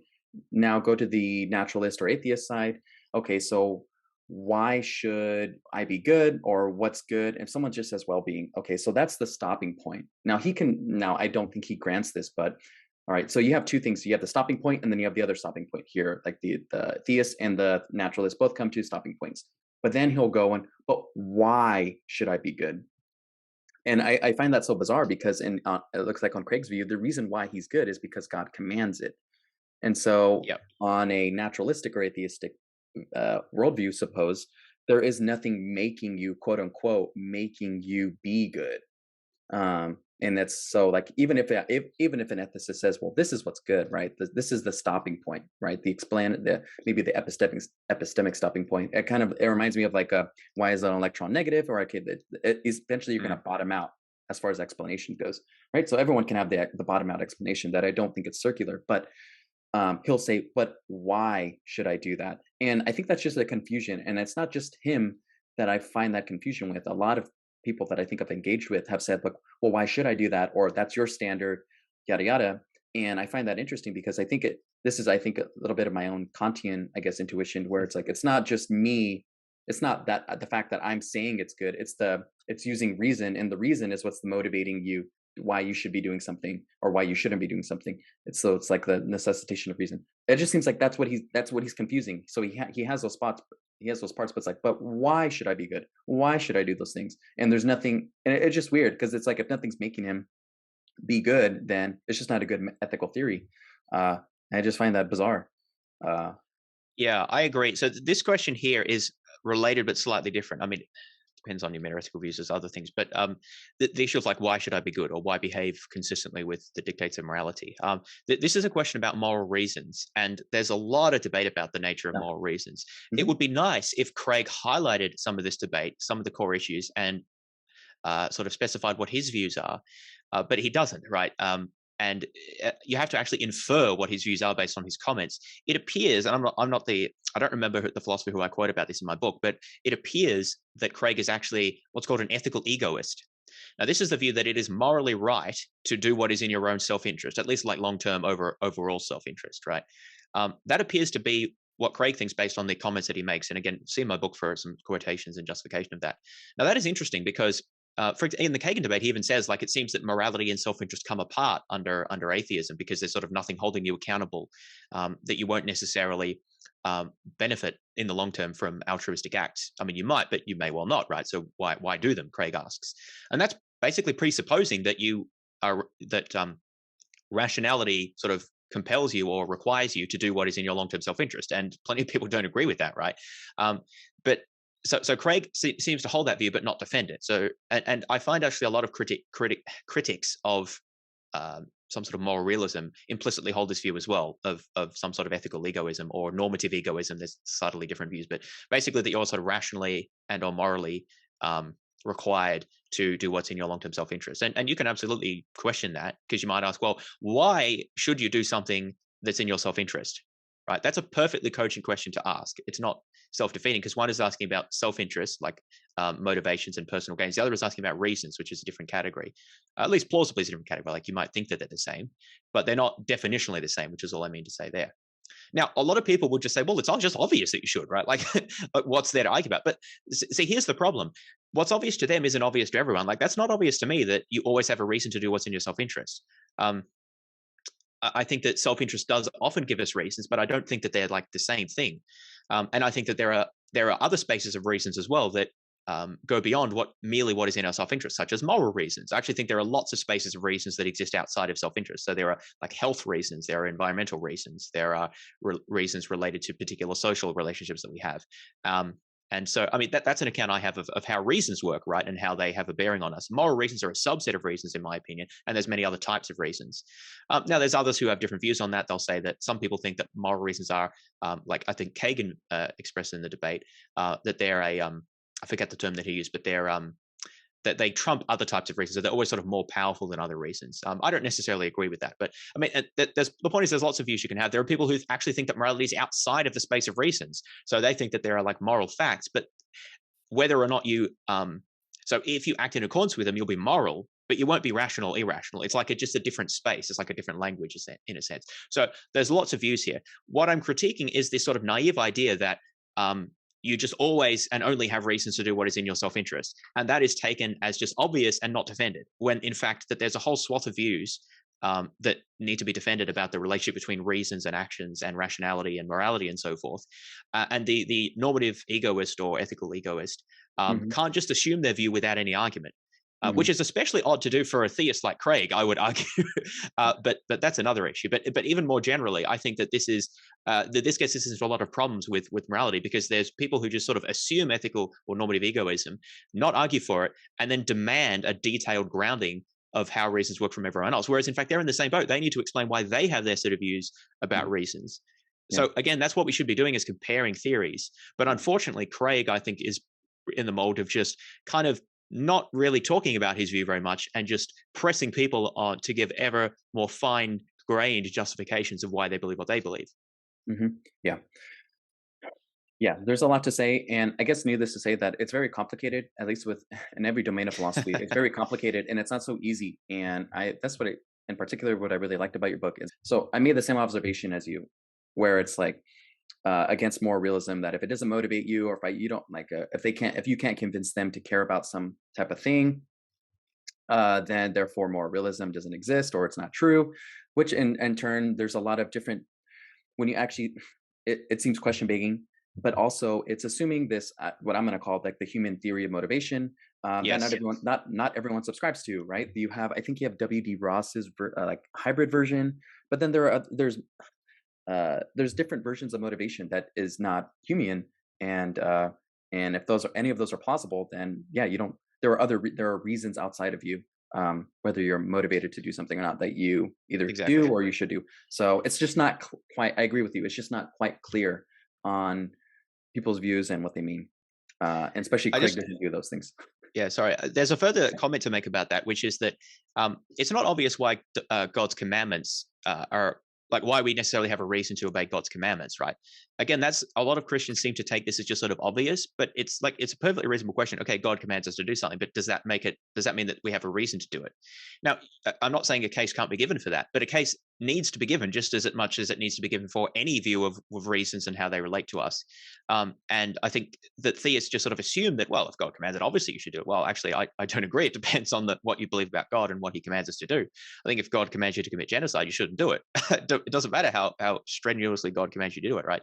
Now, there's some views would say God would never command such a thing, but that's a separate point, right? And so Craig is interesting here because he doesn't try to give an argument as to why you should obey God's commandments in terms of any, I guess, broader notion of theory of rationality or reasons or normativity.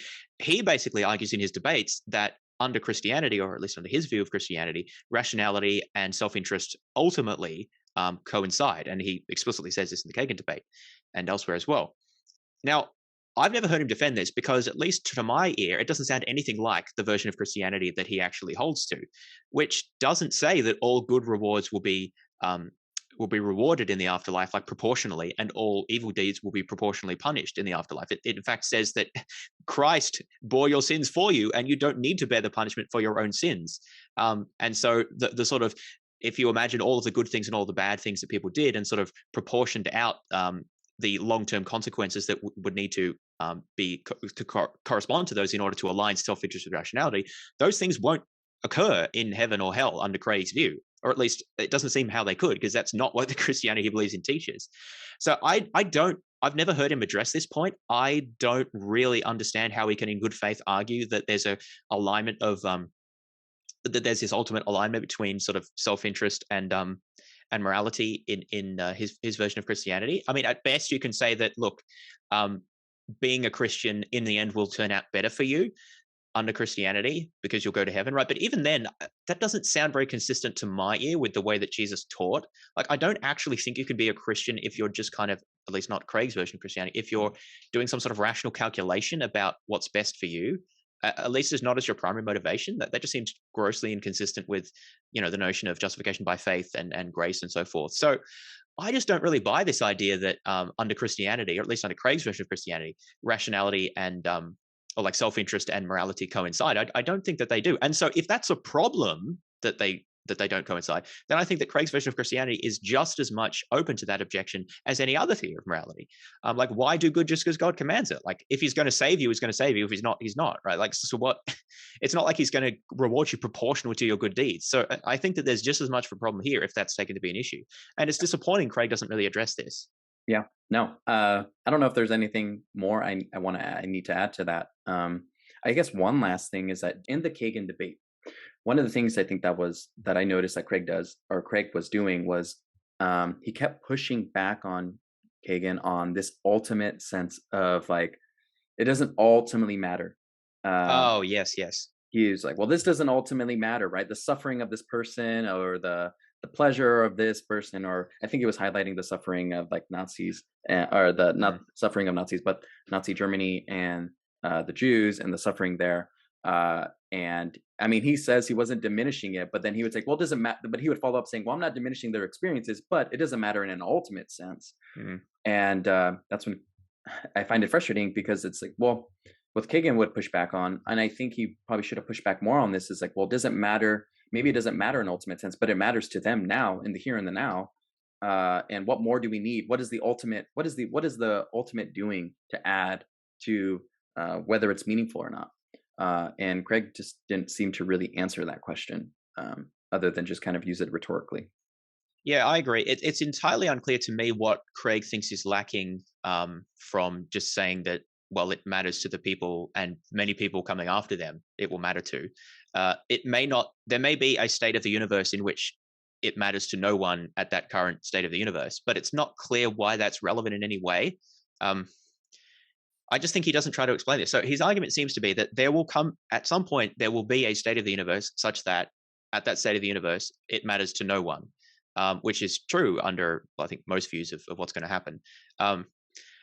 Let's just grant that for the moment. What follows from that? I don't know that anything follows from that. I think that that's what he means when he talks about ultimate meaning, ultimately in terms of some sort of, I guess, temporal notion of there will come a time when it doesn't matter to no one at that time. But I just don't know why we would infer from that it doesn't matter simpliciter, like it just doesn't matter. Now, maybe he'd say, no, I don't mean that it doesn't matter at all. It doesn't matter ultimately. In which case I would say, well, so like, why does it need to matter ultimately? It still matters. It just doesn't matter ultimately in the specific sense of there will be a time when it doesn't matter. But it might matter for millions of years for all we know. Like, we don't know how long humanity is going to go on and how consequences will continue to have on things that do matter. So why is that not sufficient? It also seems that you can flip the script here and say, look, actions that under Craig's view, all that matters is where you end up, like heaven and hell. That's all that matters ultimately under his view. So under this view, every action that doesn't affect whether you're in heaven or hell doesn't matter ultimately. Only those actions that directly affect that. And I suppose you could ask, do any actions of humans affect that, or does God choose all this beforehand? That's a question for the theologians, right? But the point is that even if there are some actions that we take that directly affect whether we go to heaven or hell, those are the only things that matter according to Craig's view. Every other thing doesn't matter. So this has some extreme consequences. If you think that so any people that the Nazis persecuted, for example, to use that example, if the Nazis themselves were already going to hell, then those actions didn't matter for their point of view. In terms of their victims, well, to be crass, a lot of them were Jewish, right? So are they already going to hell? Like, so do they actually matter under Craig's view? Do those actions matter eternally, right? Because if the people are already going to the same place, and that's ultimately all that matters under Craig's view, which seems to be what he's saying, then do those actions matter? Now he would say, well, they still matter to God, but like, it seems that in terms of with respect to events in human life mattering, the precise logic of that he's saying why things don't matter under like an atheistic view is that they don't matter ultimately, is the same sense in which they don't matter under his view, namely that they don't affect the distribution of people between heaven and hell, which it seems to be the thing that he would point to as mattering. So, I mean, I suppose you could say that God still has some sort of negative attitude to those events, but is that really what we want to say is the ultimate grounding as to why they matter, because God thinks negatively of them? I would say no, that's a bad grounding as to why they matter. They matter because of how they affect people. And if Craig wants to say, look, that doesn't really matter, it's just about where they end up in heaven and hell, I think that's just, again, it leads you to implausible positions as to about why things matter and in virtue of what they matter. So I don't think he has a better answer to that. So I think one of the main problems with Craig's defense of the moral argument is that he just doesn't really make much of an effort to specify what is lacking from even address alternative models, or let alone specify what is lacking in them and what answers are provided in his version that are superior. And we talked about some of those issues, such as the notion of grounding. So there's different views about grounding. There's some views that say that there doesn't even need to be a grounding. Any view will have some sort of stopping point, and it's not clear what's worse about the stopping point of the non-theistic views compared to Craig's preferred view. He just doesn't really seem to make much of an effort to explain what the problem is, other than just ask, yeah, but why I think that is the ground. There's also the issue of sort of moral reasons. So in virtue of what, do we have a reason to act morally? Again, there's a diversity of views here. Some people don't think that morality is in the space of reasons. So you can be morally immoral, but it's not irrational to be immoral. It's just immoral. That would be to separate them. Others have the view that you always have reason to be moral, and there's different grounds for that. And you can talk about the relationship between reasons and morality and normativity and so forth. Craig, again, doesn't really address this at all. He just sort of seems to ask, why be moral under atheism?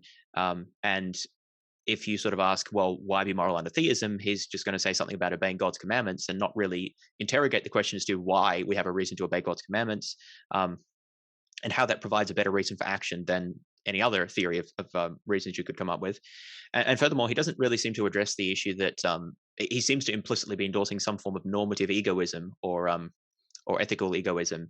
And it's sort of unclear if that even fits with his Christian commitments, but also, I mean, that's a theory that, or a view that needs to be defended just as any other. So he sort of presents himself as in a sort of a neutral position where he doesn't have to defend himself or his views, whereas, the interlocutor has to give reasons as to why you shouldn't be immoral. But his view that you should only do what's in your self-interest is just as much of a view as anything else and should be defended.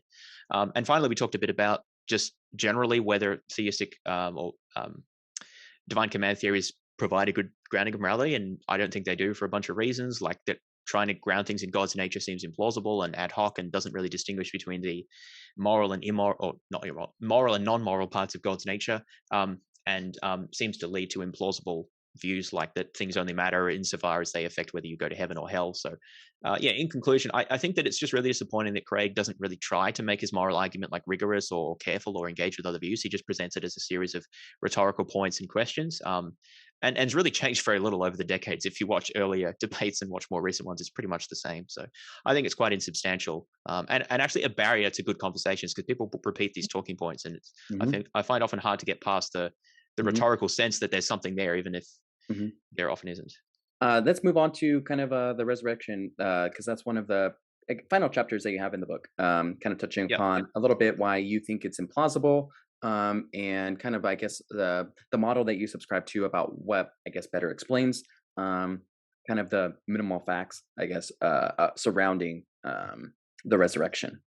Sure. So the resurrection is a big issue. So this is the other area that Craig has published quite a lot on. So he did his second PhD, or his Doctor of Divinity, I think it might have been, on the resurrection arguments, and specifically developing his version of a minimal facts argument. I don't know if he originally called it a minimal facts argument, but that's how he presents it these days. So the basic strategy is to argue that Jesus was bodily resurrected as a way of vindicating Christianity, as an argumentative strategy for vindicating Christianity. And that appears to be the most common strategy that's used by apologists these days, is to say, well, suppose you have God, right? Well, why Christianity? Well, they argue it's resurrection. So this is, and Jesus is at the center of Christian faith, so it's obviously, as you said, quite important to a lot of Christians, even if maybe the Kalam and other considerations aren't. So how does Craig go about doing this? Well, what he attempts to do is outline a series of facts which he argues are widely agreed upon and attested to by most scholars, including most sort of skeptical or non-conservative scholars, concerning the events around the resurrection or death and resurrection of Jesus. And then he attempts to argue that the best explanation of these set of facts is that Jesus in fact did bodily rise from the dead, or that God resurrected Jesus from the dead. So there's sort of two aspects to this. There's the facts themselves, and then there's explaining the facts. Now, exactly what the facts are, I think, vary slightly from presentation, but the main ones would be that Jesus was crucified under Pilate, that he was buried in a known tomb, that the tomb was found empty shortly after his burial, that Jesus was seen by individuals and groups of people, and then that the disciples or many of his followers came to believe that Jesus had bodily resurrected from the dead and sort of taught that in early Christian communities. So again, there's that he died, he was buried, tomb was found empty, people reported seeing him, and people believed that he had been raised. So those are I think the main five that Craig uses. Other versions of the minimal facts argument given by people like Habermas or Mike Lacona use slightly different sets of facts, but this is the set that Craig uses, or the main set. And so you can, of course, dispute those facts and say, well, this isn't a fact or that's not a fact. I think the main one that's often critiqued is the empty tomb. There's been a lot written by people like I've forgotten names. I cite some names in my book of people who've critiqued this. I don't think it's nearly as certain as Craig thinks it is. However, I'm maybe in a bit of a minority. I actually think that probably the tomb was empty. But my strategy in the book, though, is not to dispute these minimal facts. And there's a number of reasons for that. One is because I find almost all debates about disputing some of the minimal facts degenerate into arguing about what this or that Greek word means in like Paul or something like that, which I just find incredibly boring and inaccessible and kind of irrelevant. Because suppose it did mean the thing that the conservative says it means. Like, does it follow that Jesus raised from the dead? Like, grant them all of the interpretations they want, essentially, of Paul or the what they meant about resurrection and whether it was bodily and so on. Like, would we believe in a resurrection? And I think, well, no, we wouldn't, right? So why don't we focus on that side of the argument, which I think is underexplored and actually kind of more relevant. So my strategy is to grant all the minimal facts. I think that all of them are basically, like, I basically agree with Craig that they're all widely accepted, apart from the empty tomb, because like people agree that Jesus was killed. I mean, buried is a bit trickier, but like a lot of people seem to accept that. The empty tomb is a bit iffier, but plenty of people still do accept that. And then the fact that Jesus' supporters did report seeing him and that they taught that he was raised is again widely accepted. So some of them are a bit iffy, particularly around the burial, but I'm just, well, let's grant them. Like, it's not that implausible a priori anyway that Jesus was buried and that then the tomb was found empty. Like, things like that happen. So I say, look, let's just grant all of them. And then let's look at Craig's prophet explanation, which is what I spend my chapter doing there. So I do something quite different there. I try to outline a very detailed naturalistic theory of those minimal facts. Again, I'm taking the minimal facts as given here for the sake of argument. It doesn't really matter if you agree that they're accepted or whether you agree with other facts. It's an illustration of, would those minimal facts provide sufficient justification for believing in the resurrection, as Craig claims. Craig claims that the only reasonable explanation, by far the best, is that God raised Jesus from the dead, and it provides very strong evidence for the truth of Christianity, essentially. And I think that this is wrong, and I attempt to show that by providing my own explanation. Now, just because there's another sort of misunderstanding, I'm not necessarily saying that this is what happened. I think that something like this probably happened, like what I described, but that's not really the point of the argument. The point of the argument is to say that if there is a competing explanation, which is at least as good, if not better, than Craig's explanation, then Craig cannot argue that the minimal facts provide us very strong evidence in favor of the fact that Jesus was resurrected, because there's a competing explanation that's just as good. So at best, we should be indifferent. And of course, you may develop different explanations than other people have as well. So my argument is completely consistent with there being other possible explanations too. It's just it's a constructive attempt to show that Craig's inference is the best explanation. I don't think really works. I think some people may have, I guess maybe people that, non-believers in the camp of the non-believing will just say like, well, of course Jesus didn't rise from the dead. Like, miracles like that don't happen. And so, yeah. That's one response, but I know to Christian philosophers or Christian theologians, they'll say that's question begging, because how do you know those miracles? How do you know miracles can't happen? And by just simply saying they don't happen is kind of, what's the word? Proving your conclusion by just asserting your conclusion.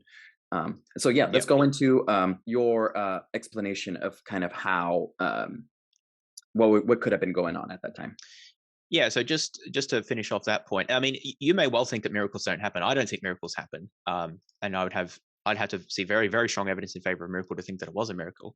I don't think that's a very good point, a very good objection to raise, though, because most of the people who are on the fence about this either already believe in miracles or at least sort of lean towards regarding them as plausible. And so I think that if we're to persuade others that we have sort of a sound position here or a compelling worldview, then we need to say more than just, oh, miracles can't happen. So in terms of how I try to do that, my model is called the RHBS model, which is just a way of summarizing the key elements of the model. So R stands for reburial, H is for hallucinations, B is for biases, or cognitive biases, that is, and S is for socialization. So these are sort of the key elements to what I think happened. And again, it's designed to explain the same minimal facts. So that's why it starts with reburial.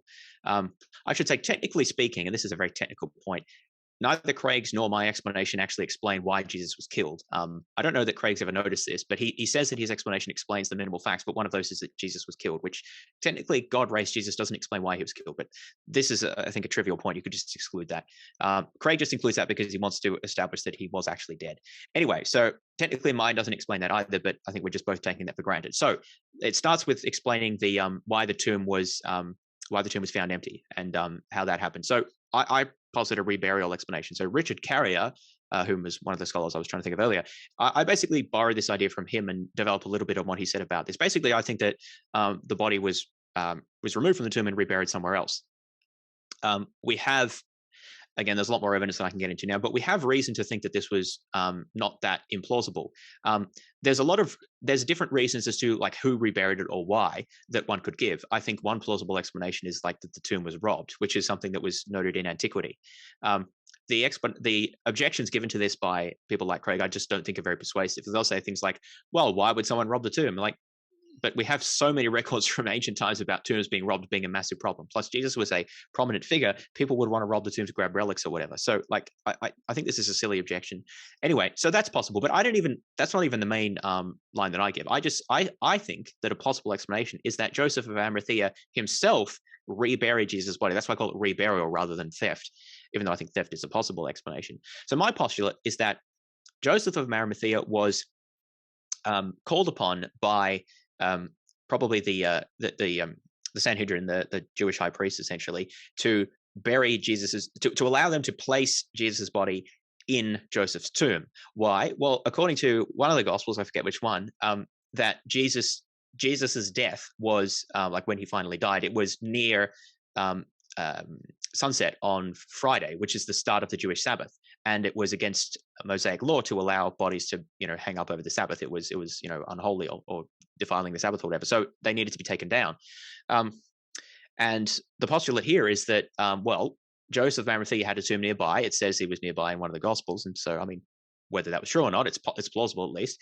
And so he was placed in there, and particularly what we have overwhelming evidence for is that the Jews and the Romans were interested in ensuring that whatever happened, it was kept sort of quiet and that it avoided any more public upheaval, because that's what the Romans were really concerned about. They didn't want there to be another insurrection, as there had been many in Palestine. It was a very volatile area, and there would be many in the future, and they wanted to prevent this. And clearly there was a lot of uproar and disorder when it came to Jesus's trial and his arrest and all of that stuff. And so what the Romans would not have wanted to happen is Jesus' body placed in some sort of public grave or mass grave, which is where most of these bodies would have gone, because that would have been open to the public and it could have led to more problems, more disorder. So the Romans didn't want that, and by virtue of that, the Jewish authorities didn't want that because they didn't want to get in the bad books of the Romans. So I think that this combination of it needed to be taken down quickly, plus it needed to be placed somewhere close by that was sort of private and maybe not exactly secret, but at least not widely known and in sort of a secluded place. It seems that Joseph of Arimathea's tomb ticked all the boxes. At least, again, this is a plausible explanation. So it was placed there, but because rock-hewn tombs are expensive and tombs are a family property essentially in Jewish tradition, Joseph of Arimathea never wanted Jesus' body to stay there, or alternatively, maybe he was a bit sympathetic and intended to allow Jesus' body to stay there, but he was prevailed upon over the course of the Sabbath by, I mentioned, his wife or even other family members who said, look, you can't keep this there. You need to get it out. So whether Joseph originally intended to move it or whether he was prevailed upon over the course of the Sabbath, as soon as the Sabbath was over, so we're talking Saturday evening now, he ordered that Jesus' body be removed from his tomb. Now that, it's been a day and it's been the Sabbath, things have calmed down a bit, it was moved to some unknown location, presumably a mass grave of some sort. Then on Sunday morning, when whichever of the women, depending on which gospel you read, came and found the tomb empty, they, not having known about the removal, found Jesus' tomb empty, and then when told the other apostles or the other disciples of Jesus. Now, that leads us then into the next part, which is the hallucinations part, because so far we've sort of explained why the tomb was empty, but then how did the disciples come to believe that they'd seen Jesus? Well, the hypothesis here is that the initial appearances were a combination of grief hallucination combined with expectation, because remember, the hypothesis is that the tomb has been found empty. So the disciples are already kind of primed. They're like, well, what's going on? Where's the body? And grief hallucinations are a known and quite common phenomenon where people report seeing and or hearing a recently deceased loved one. And I document this and give lots of, again, there's more to say. I'm simplifying here for the purpose of it. But so I think that at least one of the disciples, or possibly one of the women followers initially, experienced some sort of bereavement or grief hallucination. Then they told this, remember, which is coming on top of the empty tomb. So now we've got some sort of appearance and the empty tomb. They tell this to the other disciples or other followers. And now they're even in an even heightened sense of expectation.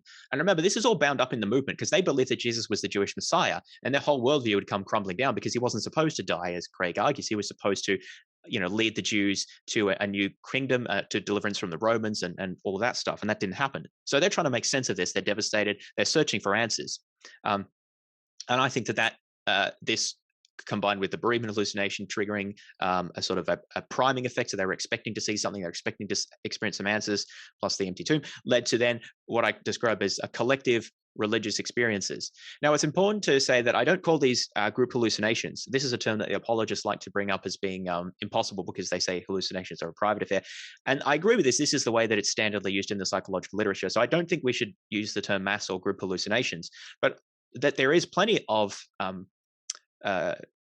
prior examples and evidence from the psychological and sociological literature in favor of the idea that people do experience collective experiences that we might describe as delusory or supernormal or religious or paranormal in nature, depending on the exact context.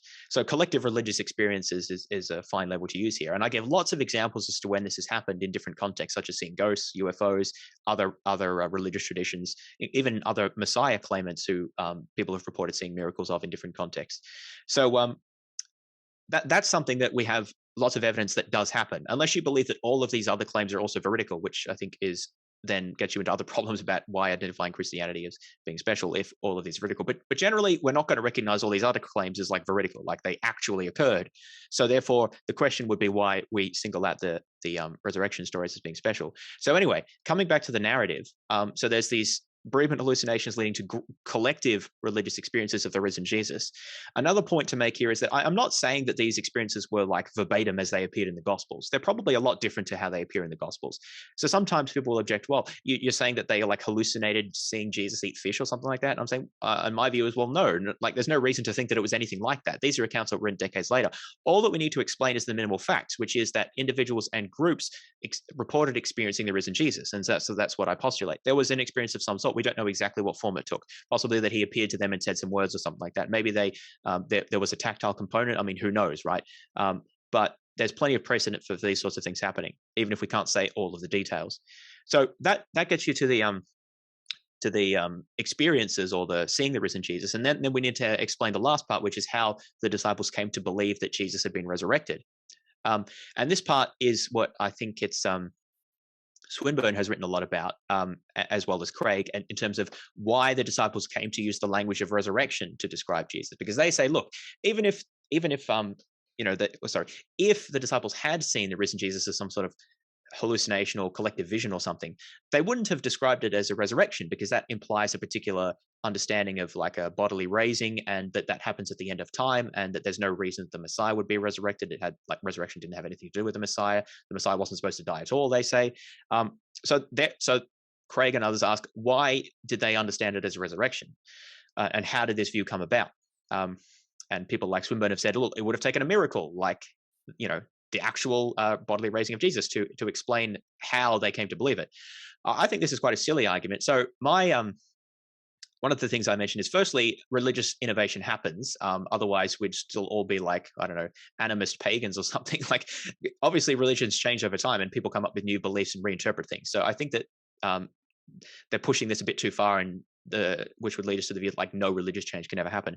But also, we have to look at the context, right? So we, at this point, according to the model that I've outlined, we have Jesus' tomb being found empty, his followers, or some of them, experiencing individual hallucinations, bereavement hallucinations, and then some sort of collective experiences, on top of them trying to make sense of why their Messiah has died, and how Jesus is going to fulfill what they thought he prophesied, that he would, be the Messiah and unify the Jewish people and all of this stuff, right?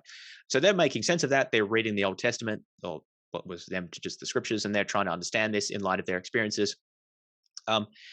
And my postulate is that they came up with the resurrection as the thing that best fit all of the data, essentially, at least according to their worldview, obviously. So that includes the appearances in the empty tomb. So basically, I'm saying, look, Craig says that the disciples believed that Jesus was risen because they found an empty tomb and they saw him appear to them. I'm arguing that the disciples came to believe in the risen Jesus because they found an empty tomb and they believe that Jesus appeared to them. So it's exactly the same. All I say is that the appearances weren't veridical, but the disciples obviously believed that they were, and that's all that you need to explain a belief in the resurrection. In terms of the last element to the model, we haven't talked about biases yet. We talked about the H and the B, but not the H. Sorry, the R and the H, but not the B, the biases. So the biases is important, right? Because it ensures that these are the mechanisms that operated to ensure that any alternate viewpoints or any evidence that was contradictory was sort of overlooked or ignored. So these are things like I've already mentioned priming, or like seeing what you expect to see.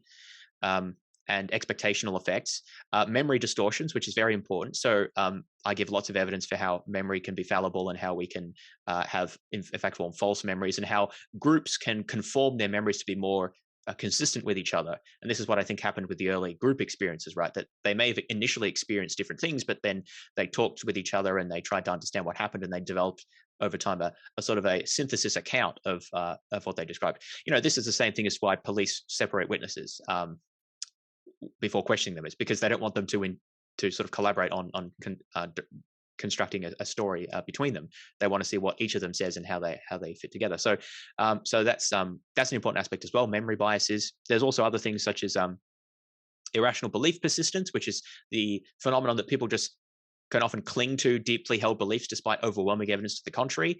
And there's many religious examples of this, such as one example I give is the Jehovah's Witnesses, who several times have actually publicly and confidently prophesied the end of the world on a specific date, and then it didn't happen. And then, well, maybe a few left, but the movement survived and it continued after that, right? So, and they always have a way to explain it away. So this sort of thing I think would have operated as well for any evidence that contradicted the disciples' emerging views about what had happened. It would have been explained away through irrational belief persistence. Cognitive dissonance, which is another phenomenon in which we have conflicting ideas that leads to a dissonance that we then try to rectify essentially cognitively by maybe dismissing something. So this relates to irrational belief persistence. So there's a whole host of these sort of mechanisms that are documented in the psychological literature that I discuss, and argue that in combination, these could have reinforced the disciples' beliefs and sort of cemented in them the idea that they really had experienced what they'd seen, and that there was sort of a consistent account across people, and that any evidence to the contrary that they came across, such as perhaps if Joseph of Arimathea had said, "Oh, I moved the body," or whatever else might have happened, they would have just dismissed this as being, "Oh, they're lying to disrupt our faith," or something like that. Which, by the way, plenty of Christians say exactly the same thing today about contrary evidence. So that's the biases part. The last part is socialization, and that I think operated not just amongst the disciples, but in the early Christian movement. Basically, this is the idea that faith is what's rewarded in devotion to the cause. It's not being a skeptic. It's not asking for really strong evidence. And so there was a socialization towards believing that this is what had happened. And I also describe a phenomenon called marginalization of doubt. So anyone who doubted would be sort of branded as lacking in faith. Why do you doubt? And as maybe being influenced by Satan or something like that.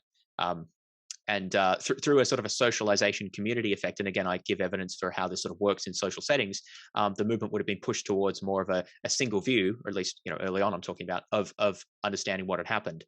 And so from there, within maybe a few months of the death of Jesus, you get an emergence of a sort of at least what you might call like a primitive tradition, or a synthesis of sort of what happened. Now, that probably didn't look like what we read in the Gospels, but it could easily, I think, account for the creed that Paul quotes in was it 1 Corinthians, and that which some scholars argue dates back to within a few years of Jesus's death. So that's all I'm trying to account for with the model. Now, exactly how we get the accounts that we find in the Gospels, that's a separate story, right? Because these are written a long time later in different places by people who almost certainly weren't there themselves. And Craig doesn't argue for any of the details in the Gospels as part of his minimal facts. So again, my account doesn't attempt to explain the specific details that we find in the Gospels, because neither does Craig, right? So that's sort of the basis of my account. Just to summarize, I think that Jesus' body was reburied, that it was found by women followers who then experienced a bereavement hallucination, which then, because of expectation and other socialization effects, led to collective experiences, which then were reinterpreted and reinforced through various cognitive processes and memory distortions and so forth, to a sort of form a standard account, which was then reinforced and it became embedded in the community through socialization effects. And that could all have happened within a period of a few months, I think, possibly years, but I mean, I think months is sufficient. And so then we get to a stage where we've got to create something like that Paul picks up when he goes to Jerusalem a few years after this happens. And then that later informs, along with later sort of legendary developments or secondhand witness accounts or whatever else exactly what is written in the Gospels. Having outlined the account, then there's one last step to take, which is the step that I've said Craig often doesn't do: comparing theories. So Craig has an explanation of the minimal facts, and I've just outlined one. Again, there's more detail in my book, obviously. Interestingly, there isn't really much more detail to say about Craig's account. His account is God raised Jesus from the dead, and so that's why the tomb was empty, and then that's why then Jesus appeared to his disciples, and they came to believe that he was resurrected. Now, one of the things that I point out is that the fact that Jesus was resurrected doesn't actually explain why his disciples saw him. Because you need to add an additional postulate, which is that Jesus appeared to his disciples or had a reason or purpose in appearing. Yeah. Now, some people scoff at this and say, oh, come on, obviously he would want to. But that's actually not so obvious if you think about it. So as I discuss in the book, there's different positions on who Jesus would be likely to appear to or have reason to appear to. So some earlier Gnostics, I think, would have said that Jesus wasn't in the business of appearing to anyone, that they understood the sort of resurrection in a more spiritual sense. Yeah. That's true. Mormonism, which is where I grew up with, said that Jesus holds that Jesus appeared to peoples in ancient America, in addition to the peoples he appeared to in Jerusalem or around Jerusalem. So that's a different view yet again. I actually argue, look, if Jesus wanted to vindicate his, which is what actually Craig says, if Jesus had a reason to vindicate his divine mission and sort of unique status and so forth, why wouldn't he appear to people all over the world, in China and in India and the Roman Senate and wherever else? And if they all wrote that down around that time, that would be very strong evidence that it was actually supernatural, right? Because there's really no way that you could have simultaneous records of that sort of thing with enough detail in different parts of the world that were barely in communication with each other. And if you add in an appearance in the New World, that would be super compelling, because there was literally no contact before Columbus, right? So it actually seems, if you think about it, if this is supposed to be divine vindication, you would expect way stronger evidence than what we get. I've not heard what I regard as a compelling response to this. It's basically just, well, God can do whatever he wants, which brings us back to God explains nothing as an issue. The point is, if this is supposed to be vindicatory, evidential, he should be appearing to more people. If it isn't, then why did he appear to anyone? You see what I'm saying? It's actually not clear why we would expect the particular appearances that we get. So I don't actually think that merely saying God rose Jesus from the dead explains the appearances. You have to add on that Jesus wanted to appear to his followers, specifically, but not to anyone else. But okay, maybe you'd agree. Okay, sure, you have to add that, but still, isn't it a better explanation? Well, my argument is that it's not a better explanation. And the reason is because my explanation, I argue, requires us only to appeal to things that we already know. That is, that bodies are reburied or can go missing, that people experience bereavement hallucinations, that there are collective religious experiences or paranormal experiences, or however you want to describe it, that there are memory biases and distortions and irrational belief persistence, and that there is religious development and innovation in these sorts of contexts, and on and on and on. All of these things that I cite and give evidence for. We already know that these things happen. There are other cases and they've been studied. All I have to postulate is that they happened in this sort of specific way, in this specific context, which is a bit of a postulate, but I don't think it's sort of a big one. Craig has to postulate, I think, a number of things. First of all, that God exists, because he's supposed to be doing the explaining. And second of all, that God had a reason to resurrect Jesus. And third of all, that upon resurrecting Jesus had a reason to appear to his followers. So I think Craig has to postulate three things for his explanation to work, whereas I have to postulate basically that the mechanisms applied in the particular case. Now, you could argue how many postulates that is. In my case, I suppose it depends on how you enumerate things. But regardless, it's not so much the number that's important. It's the overall plausibility of what you're postulating. I think that I don't have to postulate much. It's basically applying what I think has already been established. Whereas Craig has to appeal to three generally unknown and not generally accepted ideas. And now, even if he wants to say he's argued for the existence of God separately, I'll actually grant him that. Let's say that God exists. He still has to argue for why it's plausible that God would want to resurrect Jesus, which I think is the key there. Plus, why does Jesus appear to those particular people? But I think the resurrecting one is the critical one. And this, I think, is where the whole thing falls apart, because most Christians just sort of already assume that Jesus is special. That's what they've grown up with. That's what they're used to.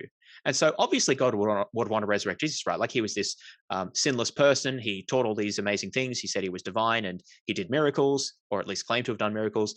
Clearly, God would want to resurrect someone like that, right? Even if they don't say it, I think that that's implicitly what they're kind of thinking. But no, nothing at all follows from that. In particular, there are lots of people throughout history who have claimed to be divine, or the Son of God, or incarnation of God, or something similar, or a special prophet of God. Mhm. and who have claimed to have done miracles and who have miracle reports about them. I cite many of these in my book. So at the very least, we'd have to put all of these in our class and saying, well, look, doesn't God have just as much of a reason on the face of it to resurrect any of these people? Also, we can ask, look, why expect that God's going to resurrect anyone at all? Maybe he's just going to, why not, like, I don't know, splitting the Red Sea again, or bringing a mountain into being, or moving the city of Rome, or like fire fall from the sky. Like, there are any number of things that God could do. Or here's another example. He could bring a new, amazing, unmatched revelation, like, for example, that Muslims think that that God did through the Quran. There's any number of things that God could have done. Why are we saying that God's in the business of resurrecting people? That seems to not come from anywhere. There seems to be no justification from that, apart from that's what Christians have always taught. So I think that there's kind of a there's kind of putting the cart before the horse here. You can't appeal, I think, to the teachings of Christianity until you've established that there's any reason to take them seriously. And that reason is supposed to be the resurrection. But in order to get the resurrection off the ground, you kind of have to assume that Jesus is special and that God is in the business of resurrecting people, which no one agrees with except for Christians. Think about the Jews for a moment. This is one of my favorite examples to give. The Jews then and now largely do not agree that God resurrected Jesus, despite the fact that they agree that God exists and they agree with the Old Testament. And I think that this is the strongest way to see how God wanting to resurrect Jesus doesn't follow at all from God existing. It's a separate postulate that you have to make. The Jews, in fact, have lots of reasons to give as to why God would not want to resurrect Jesus. For a start, resurrection doesn't have anything to do with the Messiah, which is precisely actually what Craig says, and argues that this is somehow a reason to think that God did raise Jesus from the dead, whereas I think it's a reason to think that God didn't, because there's no reason to think that God resurrects the Messiah, apart from the fact that you think Jesus was the Messiah. And so therefore, well, he must have been resurrected, right? Because otherwise, how do you explain it? It's a post hoc rationalization, in other words, under Jewish theology, I think. But also there are many prophecies in the Old Testament that Jesus didn't satisfy, at least according to the Jews, and I kind of take their word for it on these things. And there's all sorts of theological differences between what Christians teach and what Jews teach, and how to reconcile that. Obviously, Christians have answers to these, but these answers are all after you accept the premise that Jesus was resurrected, or at least that Jesus had some sort of divine mandate. My question is, how do you motivate those? How do you give reason for accepting any of these, the key premise here, unless you already buy into a whole bunch of Christian theology? And this is, I think, the problem. The Christians evaluate the plausibility of these key premises on the basis of their theological commitments. And of course, it looks plausible to them because they already believe the theology that gives an explanation of how it all fits together. But for those of us who don't accept that, I don't think we should regard this as plausible. We should regard it as very implausible that God would want to resurrect Jesus. I'm not saying zero probability, but there's no reason for it, and actually reasons against it, right, in Jewish theology. And so I think it's not plausible we would expect to see the particular appearances that are seen. I think that if it's supposed to be vindicatory, we'd expect more appearances. If it's not vindicatory, it's not clear why you'd expect any appearances. So I don't think that Craig's explanation is good, because the key postulates he has to appeal to, namely God's existence, God wanting to raise Jesus, and Jesus wanting to appear to specific people, are not motivated independently of the very theology he's supposed to be providing evidence for. So that's the fundamental argument that I give, whereas my argument, or my explanation, I should say, appeals to widely accepted, if not like fully worked out in all details, but at least generally widely accepted principles of psychology and sociology, comparative history, whereas Craig's appeals to very specific and not widely accepted and generally undermotivated theological postulates. So my argument is not that it's irrational to believe that Jesus was raised from the dead. It's just that if you don't already accept a whole bunch of Christian theology, or at least think it's very plausible, then that God raised Jesus from the dead is not the best explanation for the minimal facts. And I think that the RHBS model is a better explanation. And there's probably others as well, as I said before, but at the very least, I've tried to construct one that I think is far more plausible than Craig's explanation. Well, we're coming up to that 2 hour. Yeah, I've got to run as well, but I think that's a good place to finish, if any, unless you have any other last questions. I just want to say, James, thanks for coming on the podcast. It's been a great discussion about, kind of your work and things that you've written about. Yeah, thanks very much for having me. It was a pleasure. And just shout out that if anyone wants to read more about anything I've said, you can check out my book, Unreasonable Faith. You can get it in hard copy or a PDF form, or digital copy. Let's just say that. And what was the other thing I was going to say? Oh, if you're interested in more sort of videos or other content of that sort, you can look me up on YouTube. I've been doing more of that sort of stuff recently. James Fodor, just Google me there or look me up on YouTube, and you can find out some more things that I've been talking about recently. Perfect. And those will all be links in the description below too. Awesome. And that concludes another episode. See you next time.